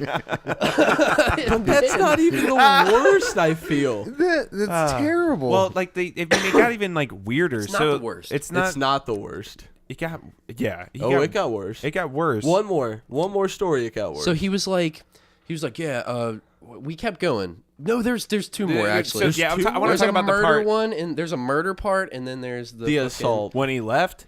the rape story, as he calls the it. assault. Rape story. I want to hear. Let's do that, and then afterwards, there was a fucking weird ass story about when he left too. Go on. Okay. So he was like, we clowned him like over and over again, and I was like, that's your fucking story. Like Luke made fun of him, I made fun of him, and then he was like, I got knocked out by this girl, and Luke was like, hold the fucking phone, cowboy. You got fucking, this girl just drop kicked you like you were nothing and shit. Like there's audio of Luke just clowning this man, and I was like, yeah, dude, she came at you and fucking put you in a triangle choke. Like, what do you mean? And so we clown him every time that he tells these goofy stories and shit. And then he's like, he could tell probably that we're just doing our own thing, like laughing about other shit without him just trying to get through the episode. Like, we all know it's going nowhere. And then he's like, I got a story about I almost got raped one time. And we all perk up like, oh yeah, really? Tell us this story. Yeah. Something interesting. I was like, cool. And he's like, yeah, so one time I was hanging out with this dude and like, we were out just like smoking weed with some friends, right? And then like he just said, hey man, want to come back to my house and smoke some weed? And I was like, yeah, dude, sure. So I go to his house and I'm hanging out in his living room and we're like smoking weed together. Playing video games? No, he was like, hey dude, want some beers? And I was like, yeah, dude. And like he's being a great host. He gave me some beers. And then he's like, want to play some video games? Turns video games on. They're watching a movie, all this shit. And he was like, you hungry, dude? And he was like, yeah, man. And he makes me food. And then after all this, dude, he just looked at me and put his hand on my shoulder and he said, can I suck your dick? And I was like, I was so scared. I was so worried. I just had to run out of there, dude. I just stopped everything that I was doing. I didn't even answer him. I just opened the door and ran out fast as possible. And me and Luke and Pat immediately were like, hold on, let me get this straight. This man smoked weed with you, invited you into his home to play video games and watch movies, and he made you like steak dinner, and then he gave you beers, and then he was like, can I suck your dick? And you were like, I gotta leave. I'm about to get raped. I was like, you should have just taken the blowjob on principle. What are you talking about? That sounds like a good date. Like, you won't get a good date like that out of most people. Like, fucking take the blow. Even if you're not gay, even if you got floppy dick, just apologize. I'm sorry, I'm not gay. But this is really nice. It's really sweet of you. And that was his he almost got raped story. And we were just at that point like, God damn. Yeah, like, we were just counting the seconds for him to get the fuck out of there. It was rough. And what was the other one? The other one is the murder story, because I have a friend that shot his 2 sisters to death. I and another. remember this now. And it's an intense fucking story. I don't think I've ever told it again on the podcast. I'm not going to do it now, but we don't have time. But so I tell this fucking crazy story about my friend that I know that shot up his sisters to death and almost killed some other kid in a minivan. And he's in jail forever, and everyone's fucking like, whatever. So Pat brings up the fact that this kid knows somebody that actually got murdered also. And but doesn't just know the person that got murdered, was friends with the dude that killed her. Like, he was good friends with them for years. So we're like, oh, let's dig a little deeper. Let's tell some... Like, let's get into this dude's psyche. You know this dude. Like, you know him intimately. You went to grade school with him, and all the way up until he was gone, you must know him the way that I knew my friend that killed some people, and fucking be able to talk about that. Nope, sure wasn't. He had no fucking nothing to give. It was like trying to get water out of a well that was dry. It's like a bag of Doritos. You know, it looks full, and it's going to be amazing, and then you open it, and there's like 6 chips and some crumbs. Yeah, exactly. It was exactly like that. He was like, he was a pretty weird dude. And I was like, okay, cool. Thanks for that. All right, well, that's an episode. Turn that shit off. So as he left, he was like super cringe. He's like, sorry really if that weird. was bad. I was really nervous. And I was like, oh, it's cool, man. It's cool. And he walked downstairs. No, and I felt bad because we were all like, ah, dude, we've had didn't worse even walk episodes. him out. Yeah, we were like, the door. You know where the door's at. You remember? Like, Yeah, well, They fun. walked that so away. Here's where it got weird. Okay, so they walked downstairs, both of them, and there's silence. And we're like sitting up here for like, what, 10 minutes almost? And we're just like, did they leave? I don't know. And then Rachel walks downstairs, and they're sitting at the bottom of the stairs, like listening for this shit. And Because we're like, as soon what? Because we waited until we thought they were gone, and we were like, I was like, dude, Yeah. I was like, dude, we're not putting that shit out, right? And we were all like, no. And I was like, Oh my god. and then you were like, I feel like we're whispering because it seems like they haven't left yet. And then you were like, Rachel, can you go check to see if I they was like, left? hello? And Rachel was like, yeah. And she goes downstairs and gets to the bottom of the stairs. She was like, and she screams up the stairs to let us know, oh, hey, guys, I didn't know you were still here. And they were like, oh. And they started fumbling for excuses. Like, we were waiting for the bathroom and like waiting for the bathroom. Well, we didn't know where the bathroom was. And she was like, it's right there. And they turn to the right and the door's open and it's obviously a bathroom. Dude. And they're like, oh, okay. And they shuffle in and out of the bathroom and leave real fast. And she tells us that they were waiting here. We were like, what the fuck, man? Like, they couldn't get cringier, or at least we thought, and it got cringier right at the end. It's pretty awesome that young Rachel is also the bouncer. Yeah. Yeah. She's a trooper. I'll show you out. If you can't tell, she's fucking stronger than the 3 of us combined. I totally agree. Yeah. But yeah, that was one of the weirdest experiences ever. But let's move on because we're getting short on time. We are getting short on time. All right, moving on. Next we can episode. skip that one. Maybe we should talk about our this one. This was one of my favorite episodes. Jake Anthony from the Earth Laid Bare. Waylon Baker from that band is coming on in a week or two, maybe next week, I think. Neil but to yeah, know one, our fucking guy right here, man. I probably said like a lot on that episode. Is that the first time that you noticed that you had something like that? Like Anything I go and I listen to try to figure out what I can eliminate, and I say a lot of like. My wife says a lot of like, so I now constantly check myself in my head and slow down and make sure I'm not saying stupid filler words because it's the worst. it's hard not to, man. Because you normally don't notice somebody saying it unless you listen to them a lot of if you hear a lot of audio recordings and you pick it up, but if you do pick it up, you can't unpick it up. Right. You just hear it constantly, always conscious of it. repeating. Yeah. No, that makes sense. Yeah. Mine is fuck or fucking. Like I use it like a pause almost. Like it's shit like that. Yeah. Or people just say shit like that. You know, just filler words. It's the worst. Know what I'm saying? But this was the first time that we had you on, and had you listened? How much of the podcast had you listened to? You listened to all 12 episodes. Yeah, you started the podcast. I started listening to it. The poop hammocks. I remember we talked about that. Oh, You with came Santa? on. We talked about Santa because I remember getting so weak about Santa because there was a Santa that was propelling down from the ceiling, like to try to come out like a nice childhood And he thing. got stuck. And it gets stuck. And Funniest he's flipping shit. backwards, and he's got these shitty little shoes on. Oh, I remember that. I remember that. Yeah. I remember specifically because Cody and I found out like the night before that, and we were laughing so hard that we like couldn't even stand. We were about to piss ourselves. It was so ridiculous. Do you remember your experience of coming on that first time? I remember it was fun. I remember talking about poop hammocks, and I remember the Santa Claus repelling. Was this the episode where I convinced Luke to join my cult? Was that? It might have been. Was it the first time we heard about Speedway Steve also? Speedway Steve. I know Speedway Steve. That was your second appearance?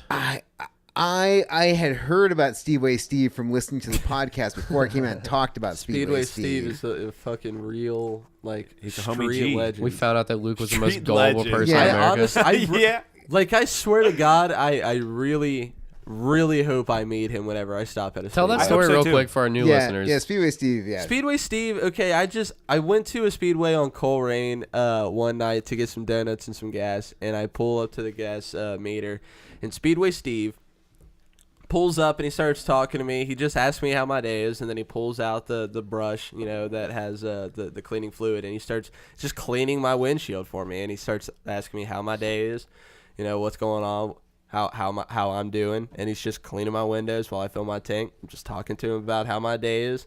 He tells me he's out of his job. He's trying to work for the Speedway and make some money cleaning the windows. Little did I know he was doing that without their permission. They wanted him to leave all of the time. Wait, was he not wearing the official Speedway uniform? No, apparently people do that at gas stations pretty frequently when they're homeless or they need money. They just start cleaning windshields and they ask people on the inside, like, hey, we're doing this for your customers. Like, can you bum me like $5 or something? But he had told me he had just lost his job, but he was working at some like call center place with the same place as his wife, Maybe and his some wife was still sad- working there. And I don't know. He was a super nice guy. I liked him a lot. So, and he asked for if I could get him a pack of 6. So I got him a pack of 6. And then the second time I had met him at another Speedway, a completely different one, He's miles franchising. apart. He's fucking I moving met him around. at several Man. speedways, He's on tour. but never a BP or a marathon. No. I hear he's in Nevada right now. But Speedway Steve. He's on tour. yeah.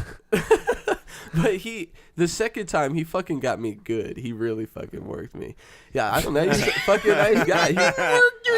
He's I a got great him. guy, but he's just stealing cigarettes He from me left fucking and got right. me to buy him another pack of cigs, and when I was in line, I asked for the pack of cigs. I forget what they were. I think they were Marlboro something, maybe blacks. Oh, that's high end. And I got him 2 packs. He asked got if he 2 could get packs out another of one, Luke. and I was like, fine, I'll get you 2. He man, asked you 'cause- for a third. Yeah, he tried to ask me for a third one, and I was like, come on, man. Luke, you gotta. I mean, I 2 enjoy, packs. I enjoy charity and a human. Yeah. But just, I'm worried about you, buddy. I mean, He laughs at 6 shit. That's and because then- Luke goes to fucking Speedway Barbecued and just starts like I've seen him up at Speedway Barbecue before, just getting like way too many snacks for his little body. And I'm like, what is all these snacks? And he's like, this is for we're gonna record in Broke Chef, and this one's the home snacks, and these are the way to the home. I was like, you got snacks for every event in your life? He's like, 100%. You got 3-piece teas, 4 bags of Doritos Blaze, some fucking some jerky or whatever. And I'm like, God damn, how many snacks do you get? Luke's just up there barbecue trying to just forgetting shit. And time traveling, high as fuck on edibles. Like, been doing it. oh, you need since 3 high packs of school. cigarettes? I got you, Speedway Steve. I'm buying fucking 4 Mountain Dews as we speak anyways. Luke, real talk, you're the only adult I know that I'm worried might get kidnapped. Oh, I mean, Luke is so kidnappable. Just so easy. You don't even like have to like use a Hey, get in my stun gun van. on him. You're just like, hey, come over here, get in the back seat. He'll follow you into the van full of candy. Oh, you got steak in the van? Like, don't tell him candy. You got to tell him steak. But you got what well, kind I of mean, the steak? guy was just cleaning my windows and asked for cigs. I mean, he wasn't inviting me nowhere. Hey, could you help me with this couch? Say, are you about a size 16? I honestly wish I could meet him again so I could see if I could get Speedway I Steve hope you on meet the him show. again. I really do. I really want to meet Speedway Steve again. All right, So we much gotta, to talk about. We got to keep this rolling. Oh. We got 40 more episodes to go through. Sean Moore and Simon Raver. That was a solid episode. That was. Micah Meeks Micah, and Sam Sam. Schuer from Soft Spoken.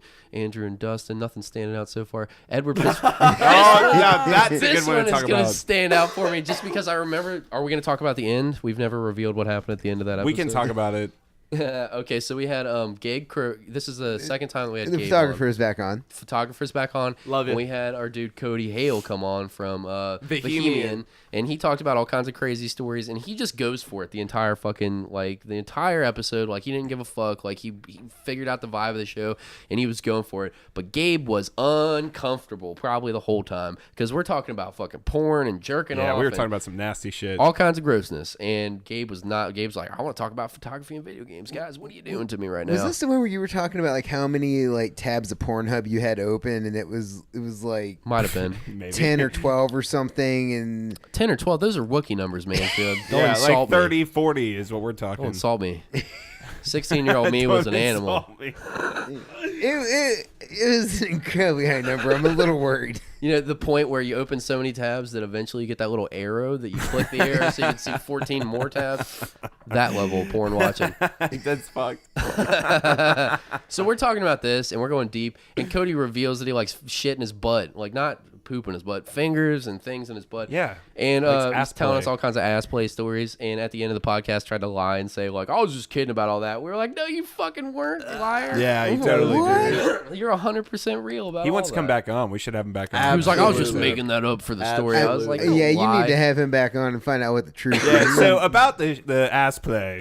But Yeah. what really stands out to me is someone might get mad, but I don't care. I'll take all the heat. I'm sorry, Gabe.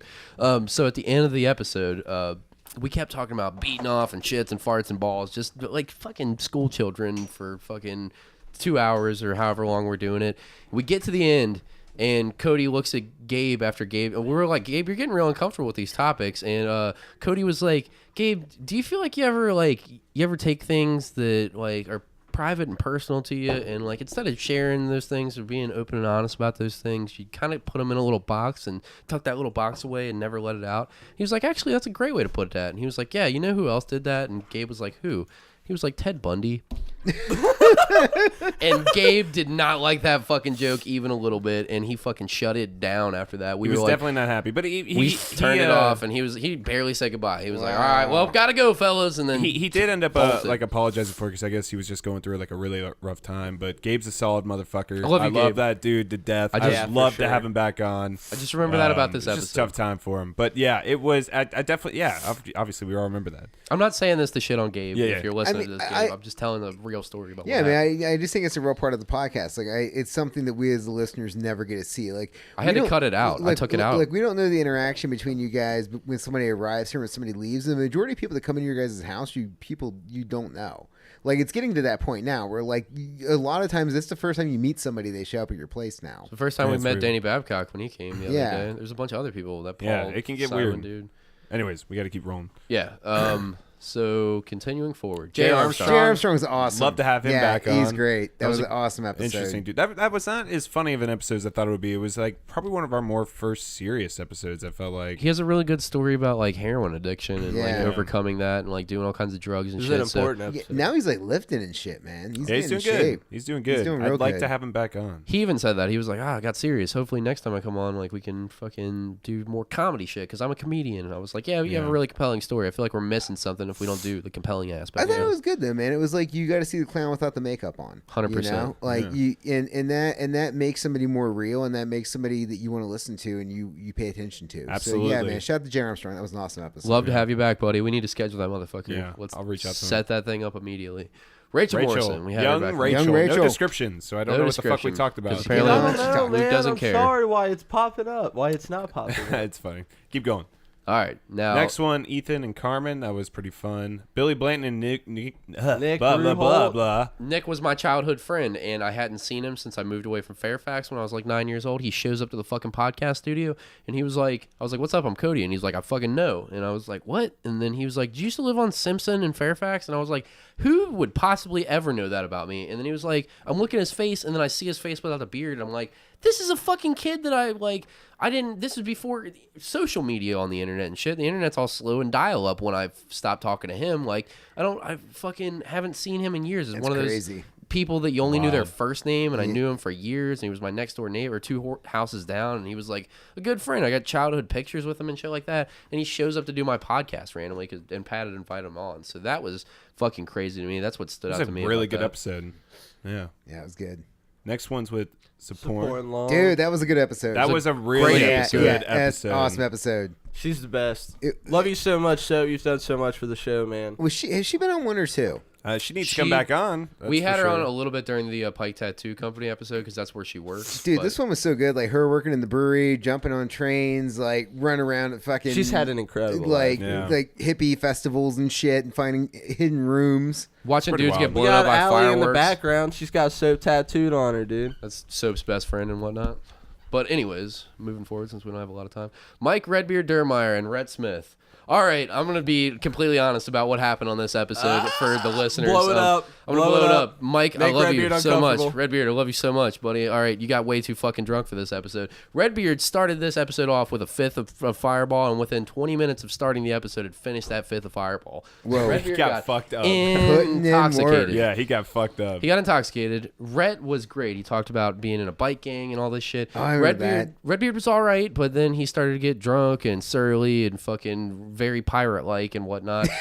And it was a hell of a time editing this episode. If you listen to it, you'll be like, I can't even tell that he was drunk. Yeah, you're welcome. Yeah, I fucking He's like, I "You're spent welcome." 8 hours fixing that fucking disaster. He said, But "You're Rhett saved it. Redbeard, I love you. We're probably gonna have him back on again soon. But Also, I'm- Patrick really does hate you. Wow. Oh my god. I don't hate you, Redbeard. I God. don't hate you. Stop. Don't.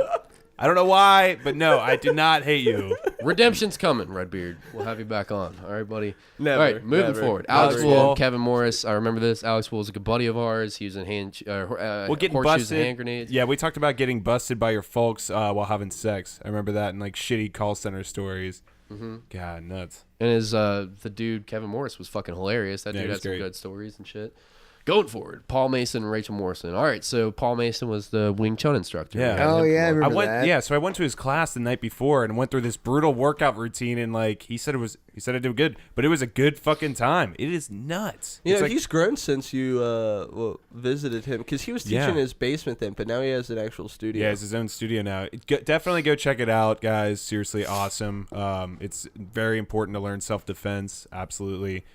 We talked about on this episode about if he thought Steven Seagal was bullshit, and he is. He is. Yeah, No, the in our dude- opinion, no, but he was he like, defended him. no, I he know was he like, did, he's but he legit. is. Paul Mason was like, nah, he's legit. And I was like, okay, dude.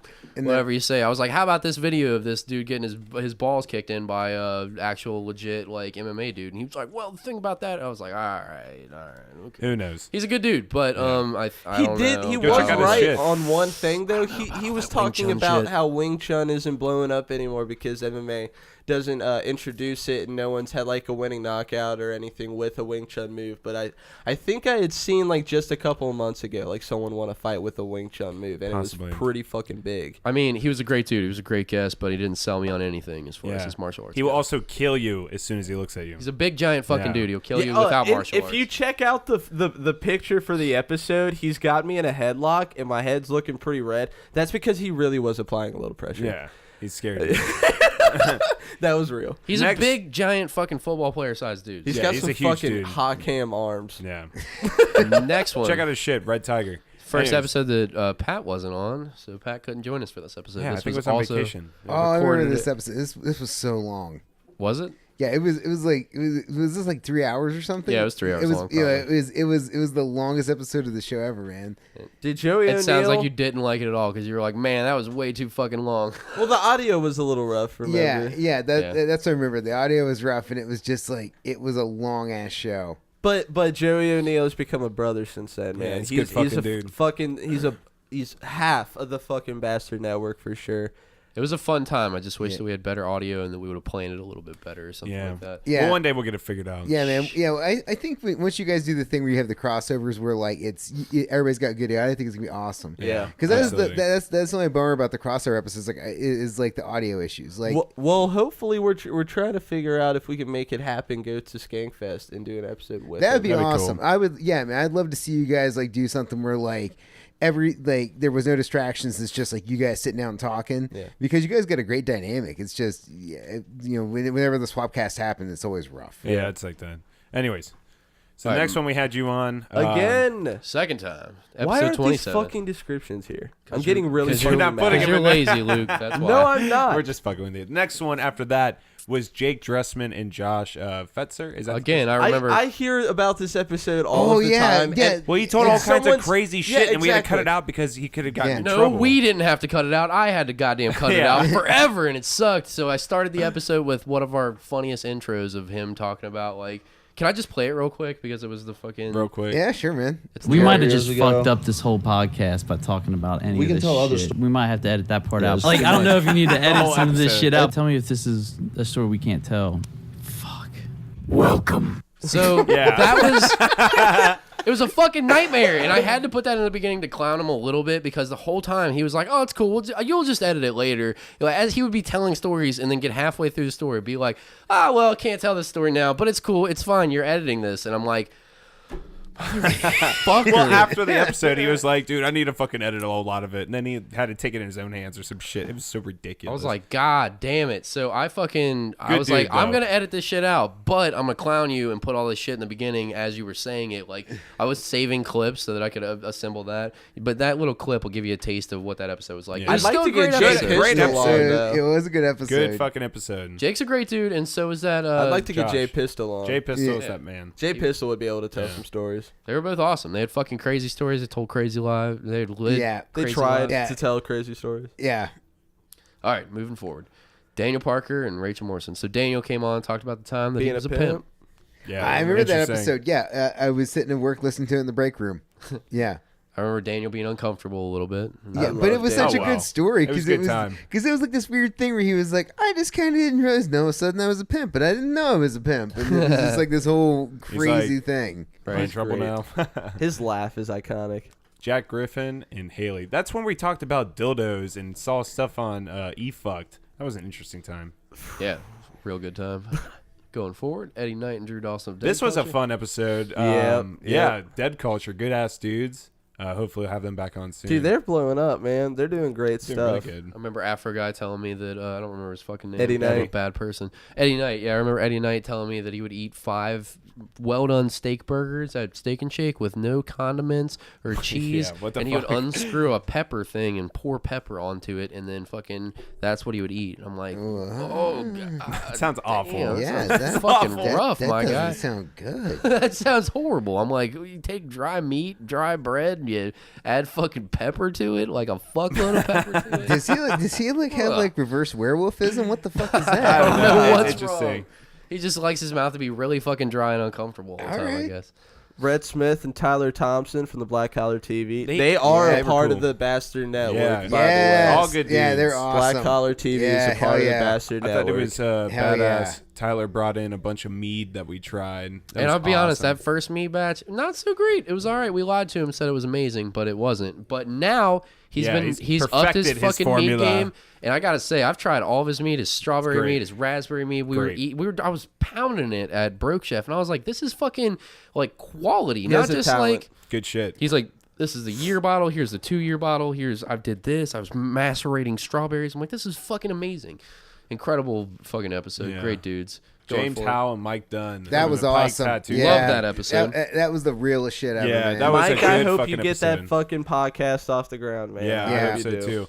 There's no explanation needed. This episode was fucking awesome. Go check out episode Insane. 33. Yep, I was jogging when listening to that episode, and it was very like, yep, do Very work, engaging. put it in. Those guys are super positive. They're awesome. Yeah. They had great stories. They Yeah. knew how to hold a conversation. Yeah. They're really great people. In between the Sophomore and Long episode and the James Howell and Mike Dunn episode, that's what got us into the Pike Tattoo Company, the live. Yeah, we did the was live it, event. Was it James? Was it him that was like the working on He's like the owner. pipe Yep. fitting or Yeah. something? Yeah, man, that was crazy. He actually goes by Jimmy. I should have put him down as Jimmy on this. Whatever. Yeah. Jimmy out. Yeah. Yeah, but that was just his whole crazy story where he's like, oh, I did this for like 20, 25 years, and I decided to open a tattoo shop, and I was like in my 40s. And it's like, all right, cool, man. Chase your dream. Do your He's thing. a real ass dude. Fucking Yeah, awesome, that though. dude is super cool. And they Yeah. put out quality shit, and people Yeah. show up to their events. Yeah. There's a line out the fucking door. We'll get to it. We got to Yeah. keep moving. Ian McDonough. This was our first video episode officially. We got that shit on YouTube, and yeah, I mean, I remember you hitting us up and being like, "This was the first time that I felt like for sure you guys could do episodes by yourself because you kind of carried it without the dude there." I mean, he contributed. There was plenty of fun shit. He was pretty quiet most of the time. We did talk about the Grizzly Man documentary. That was pretty. Oh, that crazy. was good. Yeah, that was way good. Oh man, that was really crazy. And showing my shits to like the mentally ill. Cody doesn't care for charity. That's a fact. That's a Hates fact. senior citizens. I'll give you money directly, but I ain't got time to donate to your fucking charity. I don't fix punch your old people in public. grandmother's broken legs. I don't give a fuck. Next one.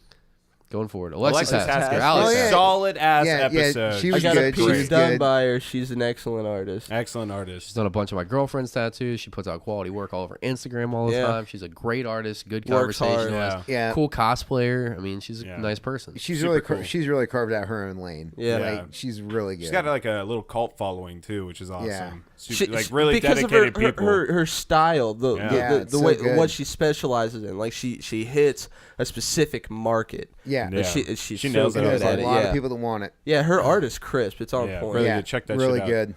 All right, Tony Seiler. That was a good one too. He works at the Wolf Sanctuary. That was an awesome episode. He is very well educated when it comes to animals and whatnot. It was awesome having him on. I would love to have him back on again. That was great. Check that one out. It's very informative about wolves and the sanctuary. And all, They're protecting sort of them like shit. dogs, but sort of not. Yeah. And they can eat your face if they want to. Yeah, The pretty much. one detail I remembered that I'll probably remember forever is like wolves, if their tails are down, like that's when they're cool. Yeah, If which they're is up, weird. no bueno. You know, So what I interesting. fucking remembered. I remember that he lost a tarantula in his house, and if Oh, I would have yeah, lost a that's- tarantula oh, in yeah. my fucking house, Yeah. I'd burn that cocksucker down and never came back to it. Well, Fuck that's spiders fair. until they're dead in the ground. She was telling me the other day, like, would you really not live with me if I had a tarantula? And I'm like, fuck no. Like, all they do is escape Proper every answer. time. Tony Siler's escaped. Kayla Webb's Proper fucking escaped. answer. They just escape and they just hide in uncomfortable places and wait for you to take a shower. Then they attack your dick, or at least in my fucking weird fantasies. Dude, they have big, shiny black fangs, dude. Fuck those things. Fuck spiders. Burn your house down if you have them. And they shed, and that shit is demonic, Yeah, it's man. nuts. Will Fader, man. Will Feiner. Will He Feiner. was the shit. So that's all right. It was the charity episode where what was it, like Voice for the Innocent or something. We challenged him to he challenged us to make him vomit. And we tried really hard. I made him drink some like warm buttermilk, that was some awful. pickle Stuff juice. that would Yeah, normally that make was so other people bad. sick. Yeah, and we watched some like awful shit, like the stump porn lady and all that shit. Oh my god, it was a good fucking time. That was rough. He did make the donation, though, Yeah, even he though made he the- did not yeah. vomit. And he's also a great heavy metal producer. Does a bunch of like death metal, thrash metal, like fucking, Transplant Productions is insane. Check him out. like all kinds of good shows, black metal shows. Like if you're into like all the different like extreme metal, like subgenre, grindcore, all that stuff, he's putting on fucking fantastic shows all Yeah. the time. I'm sure he's got some coming up. Been I'm to sure a metal show in Northside. He probably hosted it. some of the people we've had on, Woody from Split the Abyss works with him a lot. He's a solid fucking dude. Check him out. Going forward, Sean Moore. No episode description. I can't really remember what we talked I about. don't remember either. But the next one was really interesting with JoJo Nelson. He was on Bridezilla's and he talked about all that drama. Oh, yeah, we I tried remember prank that. calling Yeah. her. And yeah, that was fucking awesome. Good fucking dude. Love to have him back on. This episode, the bonus servant, this one was great. But this one was long, the longest shit that 4 or we've 5 ever put hours. out ever. It was like 5+ hours. Unreasonably long. But you kept rotating guests. It was constantly fresh. Like every 15 minutes, you would get a new person on mic, and you would ask them some ridiculous thing, and they would bring up their one good story they had. Yeah, dude, this was a great It was a good fucking This is time. the bonus sermon live from the Pike Tattoo Company. I don't think we ever so people much told the stuff listeners. happened during People that. were Like there were singing. stories. People were singing.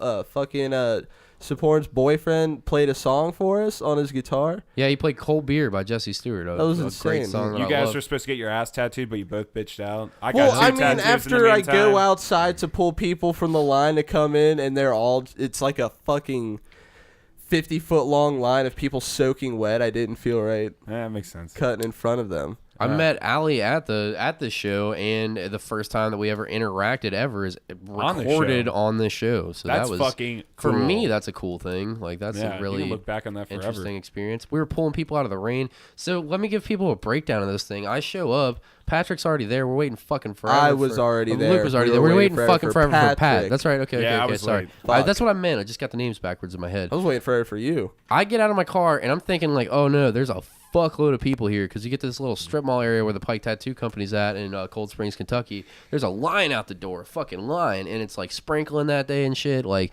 on and off raining. And I go to my trunk to get this bag and I was like, fuck, like I wonder how this is gonna go. Am I gonna get nervous and have a panic attack? And I remember Allie was standing by the front of the fucking doors, and I go to walk up to the doors, and I grab the door and I pull on it, and I keep pulling, it won't open. And I'm happened to like, me every time. I'm flop sweating because there's so many people.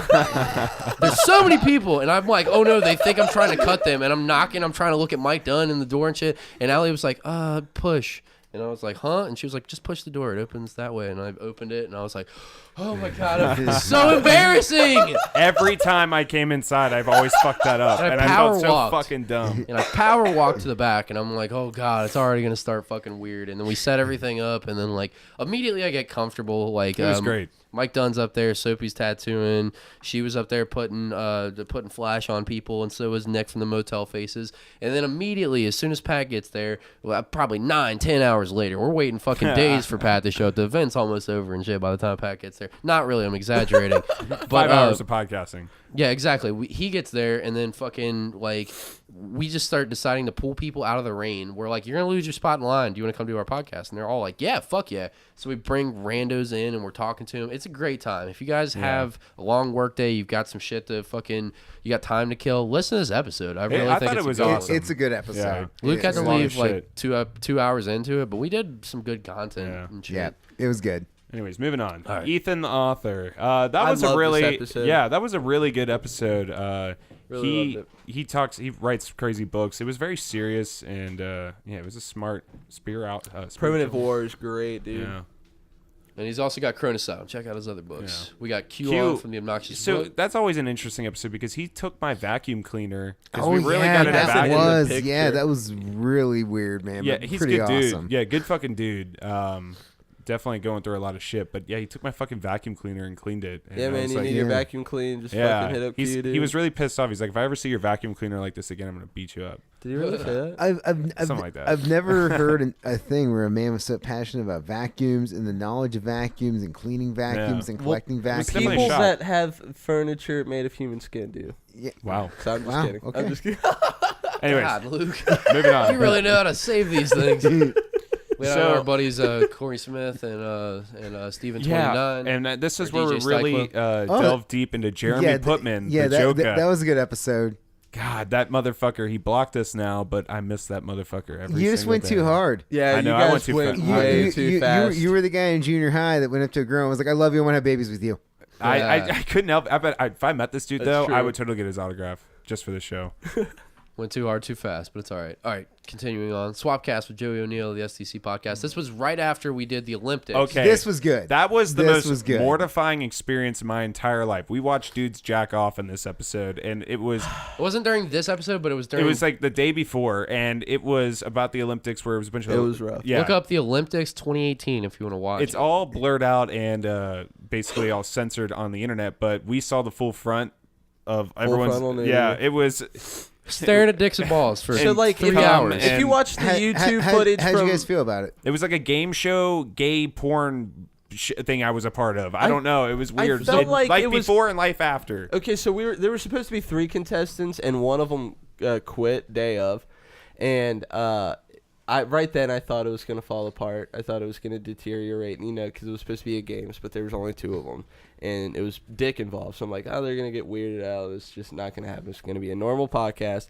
Nope. They fucking got naked. They had their dicks out anyways. Yeah, and there's nothing a point, prepares you. If you watch the video version on the Shit Talking Cunts page, they cut from the footage to a video that he plays during the episode. Now, during the live recording, we are still watching them. Our screen has them. It does not have the video that they're showing the fans.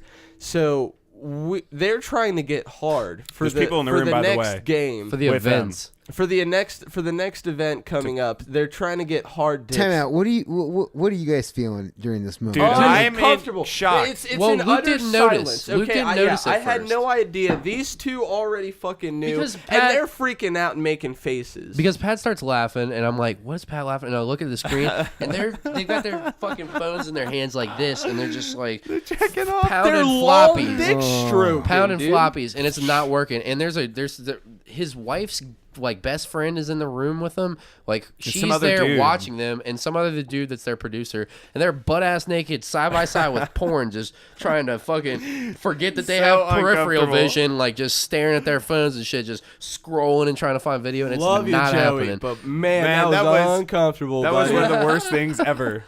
It was fucking hilarious. weird. But it was then the weirdest shit ever. so you guys won't see this if you watch the Joey's version of it. This is a little behind the scenes shit, right? But after that comes on, they can't get hard, and they've taken gas station boner pill like Cialis no. shit, and they're still not getting it up. And the events involve like boners, like they're trying to catapult things off their dick and hold shopping bags up. So it was pretty funny to just like. I was weird at first, but god damn it if I couldn't just riff on dicks the gets whole time. fucking You got worse. your dick out, I'm gonna make fun of it the whole I got hours of material on dicks and balls like that. Forever I could fucking make people laugh doing that. There was one game where it was at the very end where they had to both go into a separate bathroom, and they had a sheet of paper with a bullseye drawn on it, and they had to fucking masturbate, and they had a nut on the sheet of paper, and then they would accumulate the points via separate driplets. So hopefully you weren't a stream shooter, and so they Hit 'em with the rope. fucking go in there. I think I timed it on my Yeah, we timed stopwatch. it. Yeah. Joey comes back and Yeah. and I think I said to her to the chick like right away like, hey, smell it. Like smell it, and like Smell without his question, jizz. she She's was like, just okay. like, all She right, smelled got their it. cum. And Like, what does it smell like? Like pool bleach? It smells worse. Or some shit. He cut it out weird. though because he got uncomfortable about it because she He made cut fun it of out. She made fun of him and shit and said that Joey's balls were smelling real bad. And I was like, That "What's was the?" common. I was like, "What's the ball smell in the room with the lights going and shit?" She was like, "To be honest, I mean, Joey's just Nauseated. stinking it up." And then later he was like, "That fucking bitch was trying to fuck his uncircumcised ass the whole time." So he's She cut him up. He cut her up like after she said that for a fucking Damn. minute. yeah, he Wow. talked a bunch of shit. It on was her. really, and they had their dicks out the whole time. So like they were just kept after he just masturbated. He's never like fucking pulling his dick and wiping it off and touching everything. And it's- they were getting their hands accidentally in each other's cum, like. oh, dude. That's the best part. So okay. So Phil takes the headphones off and he sets them down in the cum bullseye. And then Joey's like, he was like, those are my headphones. And he's like, oh fuck. And he grabs them and picks them up right away. And then as he grabs it, he fucking, and this is on K, you can see this on Mortifying. YouTube. He gets a fucking nice little like thing of Joey's jizz all over his hand. And he's like, oh fuck, it's on my, and he's like, oh, is it cum on my headphones? And he's like, nah, dude, it's on my hand. And he's like, it's on your hand. And he holds it up to the camera and he's got cum all over his hand. Dude, Oh it my was bad. God damn. Weirdest shit ever. Towards the very end of the thing, we're wrapping up. They're standing next Mansfield's to about each to other. We're pass doing out. the awards and everything. And Joey's fucking wiping his dick off. He's getting the fucking last Squeezing of the, it out, He's you getting the know. last of the cum off, and then he just fucking wipes his cheeks. And his Yeah, beard. like dirty. He's got a big ass dirty beard too. motherfucker. Dude, you know that last move you do with that soft dick? You try to get that last bit That out so that you floppy. don't piss later and it doesn't split into two strings or whatever. You want to get the last little droplets out and stuff. It Or was- less it frees in your pee hole. So he's doing that and then touching his beard like it was fucking. It was an It was experience next I'll never level forget. gross. I could. It I'll was never so, forget it. It was so weird to watch. It Shocking. happened right in front of me. I had to say You something get- like, you guys "Hey, do that- dude, you just fucking wiped your dick off." That's gonna be with you guys till you die.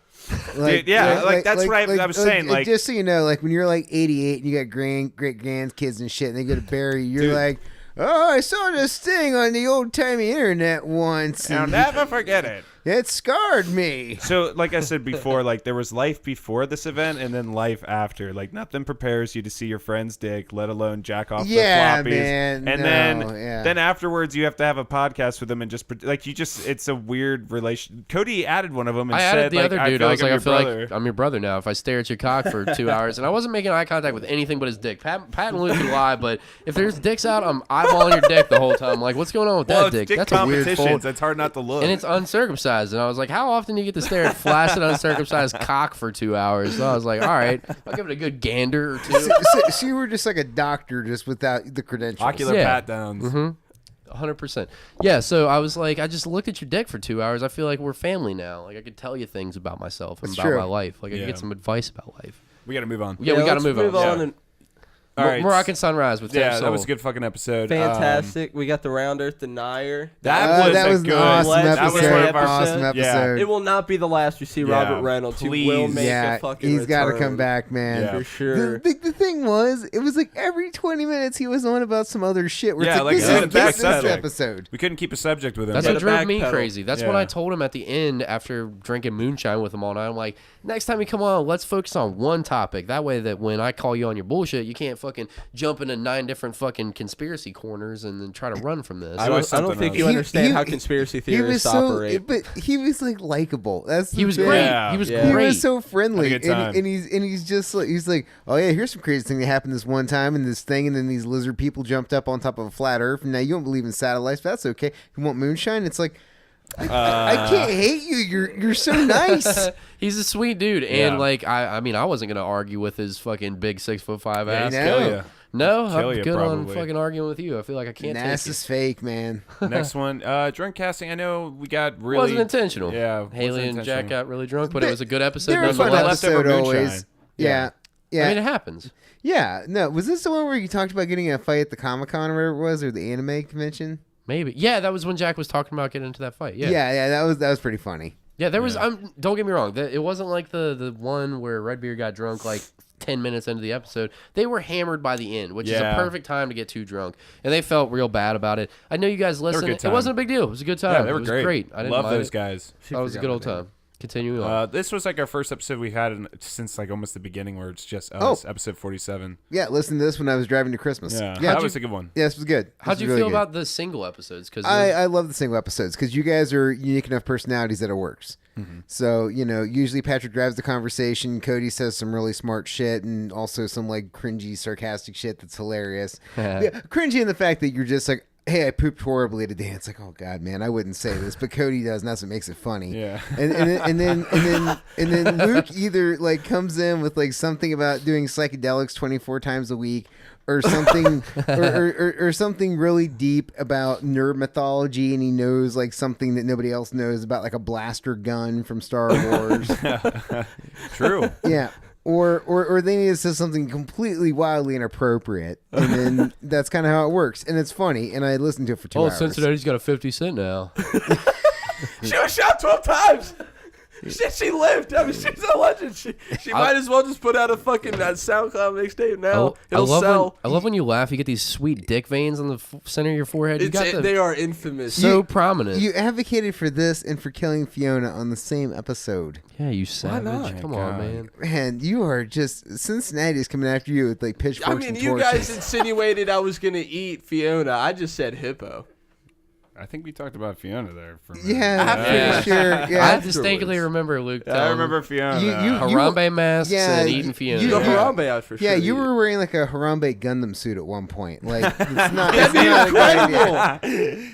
Oh my God. Holy Funny. shit. All right, moving on. Bastard Christmas. We recorded this Christmas Day with Ali Sweeney and That was good. young Rachel Morrison. That was good. That's where we made the Batman profile, and I was talking to the Joker. Batsy. And you That's- shot your load way too fast. Yeah, I So fucked that fast. whole thing Fucking up. stuck the head in and Oh, lost your shit. Oh, I'm coming now. You just put it in, you fucking savage. I Two couldn't pump help chump. it. What are I you couldn't doing? help it. I It don't want to was- say I'm a virgin, but this is the first time I've trolled somebody on the internet. Oh. Yeah, that's what it felt like. It was so dense. Next, But that was a good fucking episode. Ali told a great story about the guy trying to fucking murder acid? himself Yeah, and everybody shit. else on Yeah. acid. Fucking The guy in the house with the glass. That was fucked That up. story that was was the nuts. first story that I ever I heard felt from very Allie. uncomfortable. Allie started dating Cody, and we had never really talked besides hey when she would come to the show recordings. And we go to our friend Soap's Christmas party, and she just runs up with a fucking couple, I don't know, wine or something. Jungle juice. Wine at that point, yeah, and yeah, she just starts going off like, "Hey, yeah, there's one time there was acid involved, and you try to kill me." And it was terrifying. oh, hey, nice to meet you. Yeah, I I'm felt Luke. nervous the whole time. I felt like I felt like I was listening to a horror movie. I was just like, get out of the house, Ellie. Go. Go. You Just need to run. Dude, Run. she's got some fucking crazy pictures. There's pictures of his fat that leaked out of his body onto the ground and blood all over. It's Barf. fucking That's dark not shit. good. Yeah. That's not Barf. good. It's crazy. We got to retouch we on gotta that keep story, going. pictures and everything. Keep going. Episode We have Woody 49, on. Woody from Split the Frickin' Abyss, man. Metal prodigy. That dude knows is serious everything. about music. Yeah, he knows Yeah, he his is. shit. his Holy life, man. shit. Good Dude dude. loves music. Yeah. He's great. Great So guy, 50? too. Shows Danny up to every event ever. Babcock. Danny Babcock. Thank you, Awesome Mansfield, for the episode. connect. Yeah, man. No, he's awesome. He was Higher a great level art. episode, dude. Danny Gamble on Instagram, Danny Babcock on Facebook, Higher Level Art if you want to find his website and shit. That dude was fucking great. was awesome He had all episode. kinds of good stories to tell. Yeah. He's a graffiti artist. Check out his shit. Yeah. Buy some stuff from him, please. And then the last episode here, up until this one, episode 51, the Natty Splatties with Zach Gerke. I thought that was a That was really really fun good. episode. That was a really good was episode. fun. That guy is super smart. Yeah, he's a good fucking dude too. Like, I like way that back smart. The amount of knowledge that guy has from like airbrushing to working with woodworking and What about the raindrops? and mechanic. Yeah, that was incredible. That was wild. And he's a nice guy. He's like Yeah. a genuinely nice guy. On. He owned raccoons. He It did. was interesting. Mansfield's doing official business in his pants Yeah, right now. fucking tucking your dick in. I'm old and I got a wife, and the wife's like, it's past 11 o'clock. We're All at right, it. It's we- like, okay. We Dude, gotta it is bring late. this- We got to bring this bitch to a Yeah. close. Thank you so much for Yeah. joining us for our year-long episode, supporting us through all Oh, this, for dude. being our sponsor. You're the fucking man, for Yeah, real. dude. Can't Hey, wait to man, see you I on. love listening to you guys' show, man. Thanks for letting me come on. Well, we love you. We didn't pump up the live event. What are we doing? Okay, so we're doing on March 1st. We're going to be doing a live event in Dayton, Ohio. Where is it? Give us the deets. All right, so live events coming up. So March 1st, we're going to be doing a thing. It's first Friday in Dayton. It's going to be at Wells & Co. It's a really nice high-end tattoo shop up there. From 7 to 10, it's the Hop Art, a artistic tribute to craft beer. Me and a bunch of friends from Cincinnati and Lexington, Kentucky are doing an art show where it's all about beer art.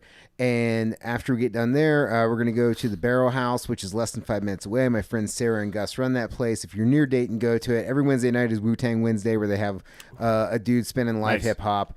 And every time you go there, they got 20 taps, 2 of which are ciders, and I think they might have wine on tap, and then the rest of it's beer. It's an awesome place to go to the Barrel House. That's happening. And then February 1st, join me for 2x4 Day over at the White Oak Marathon on the west side. I'm going to be there. My boy Paul Gonzalez is going to be spinning hip-hop all day, and we're showing old kung fu movies. And then I'm doing live art of Melvin beer can illustrations. So come on out. I'll have T-shirts, glassware, and koozies for sale. And if you buy it live from me and you're in the Cincinnati area, you don't have to pay for shipping. And right now, if you want something shipped on my website, it's $8. So come out and save yourself $8 and buy a bunch of stuff and hang out with me and let's drink beer and watch kung fu movies, listen to hip-hop. And then, again, come out on March 1st and hang out with all of us up in Dayton. Yeah, fucking. If you're listening to this episode, That'd be my birthday too, by the way. if you're listening to Big this time. episode this week, that's the week that it's coming out, this Sunday. That's this Friday is the event that he's talking about right now. And then join us Saturday, the next day after 2x4 Day, and join us for the first Bash of the Bastards at Arcade Legacy in Northside, down there on Spring Road off of Hamilton Avenue. It'll be at February 8 p.m. We'll go fucking till whenever. We can go till whenever the bar closes. It doesn't matter. We're just going to go up there and get hammered. We don't have any plans. There's no plan. Just come hang out. We're not bringing food. You don't have to bring it. Just come up, play not a video games, podcast. hang out with us. I might bring some equipment. We could record like a quick 30-minute thing. You can I get might on be it. on something. Luke might be on many things. He might take the whole psychedelic fucking Hunter S. Thompson trunk gamble and shit. Eat it Just all. come and all find at once. Come and find out. It'll be a good old fucking time. All right, everybody's getting fucking. No, we gotta hold leave. on, Well, one man. last thing from Luke. Sorry, one thing. Sorry, I screwed that up. It's February 2nd, not 1st. February 2nd on a Saturday. Oh no! at- Compete with the at White Bash House of the Bastards. Marathon. Well, I'm gonna go to that thing because I get there at 3 in the afternoon, and I do live art at 4, and then after that I can come to your guys' thing. Sweet. Bam! Look, you can Yeah. go to both. You want a full ass day? You ain't doing anything on Saturday? Make that shit happen. 2x4s with Mansfield. Drinks with us at the bar later that night. Anyways, All right, Luke. sorry about that. Go Last When ahead. this message. episode comes out, the Bastard Network has finally been released. Yes. Yeah, man, it's exciting. So many shows are going to be on the way, on top of shows that are already here. We've got the Bastard Sermon, of course, on the list. We got the Shit Talking Cunts. We got Between the Covers. We have Boston from Elliot. He talks about hip-hop. He talks about wrestling and sports. We've got Lumber Laughs with comedian Skyle Wharton and Treesus. We've got so many other shows in the works that Scum about Shot to bring with you. Scum Shot Me with and Cody Sean Hucker just and recorded our Sean. first episode. It went fucking great. It's a quality episode. We're gonna have some big names coming on from the Cincinnati local area. Check that shit out too. Patrick and young Rachel are going to be, they're cooking up something. That's going to be fucking great, of course. Will be announced soon. And I just wanted to, I wrote down some things. I just want to say that I love every single one of you listeners for the show. True shit. 1 year. I mean, this podcast has changed my life. I don't think anyone can say that calling Cody Hucker would have been one of the greatest decisions they've ever made in their entire life. But I can actually say that. I mean, I didn't even know Patrick when we started this podcast, and we went months of practicing. And I mean, this past year, you've for sure become my brother. Cody, you've been my brother for years, man. And this podcast has saved my life in more ways than one. And hopefully 2019 will be just as big as 2018 and many more years to come. Aw. Nice, Beautiful, man. buddy. Hell yeah, Luke. Yeah. Love you, buddy. Love all you motherfuckers. Yeah, Love you, making me Mansfield. gonna Love you, tear up. Pat. Shit. Yeah. Fucking love all you listeners. Please join us for these live events. Come out. Keep supporting us. We're going to have T-shirts and stickers coming soon, too. Very How about that, soon. motherfuckers? Very, very soon. All right. Keep in touch. Season 2 is starting next week. See you, bitches. See you.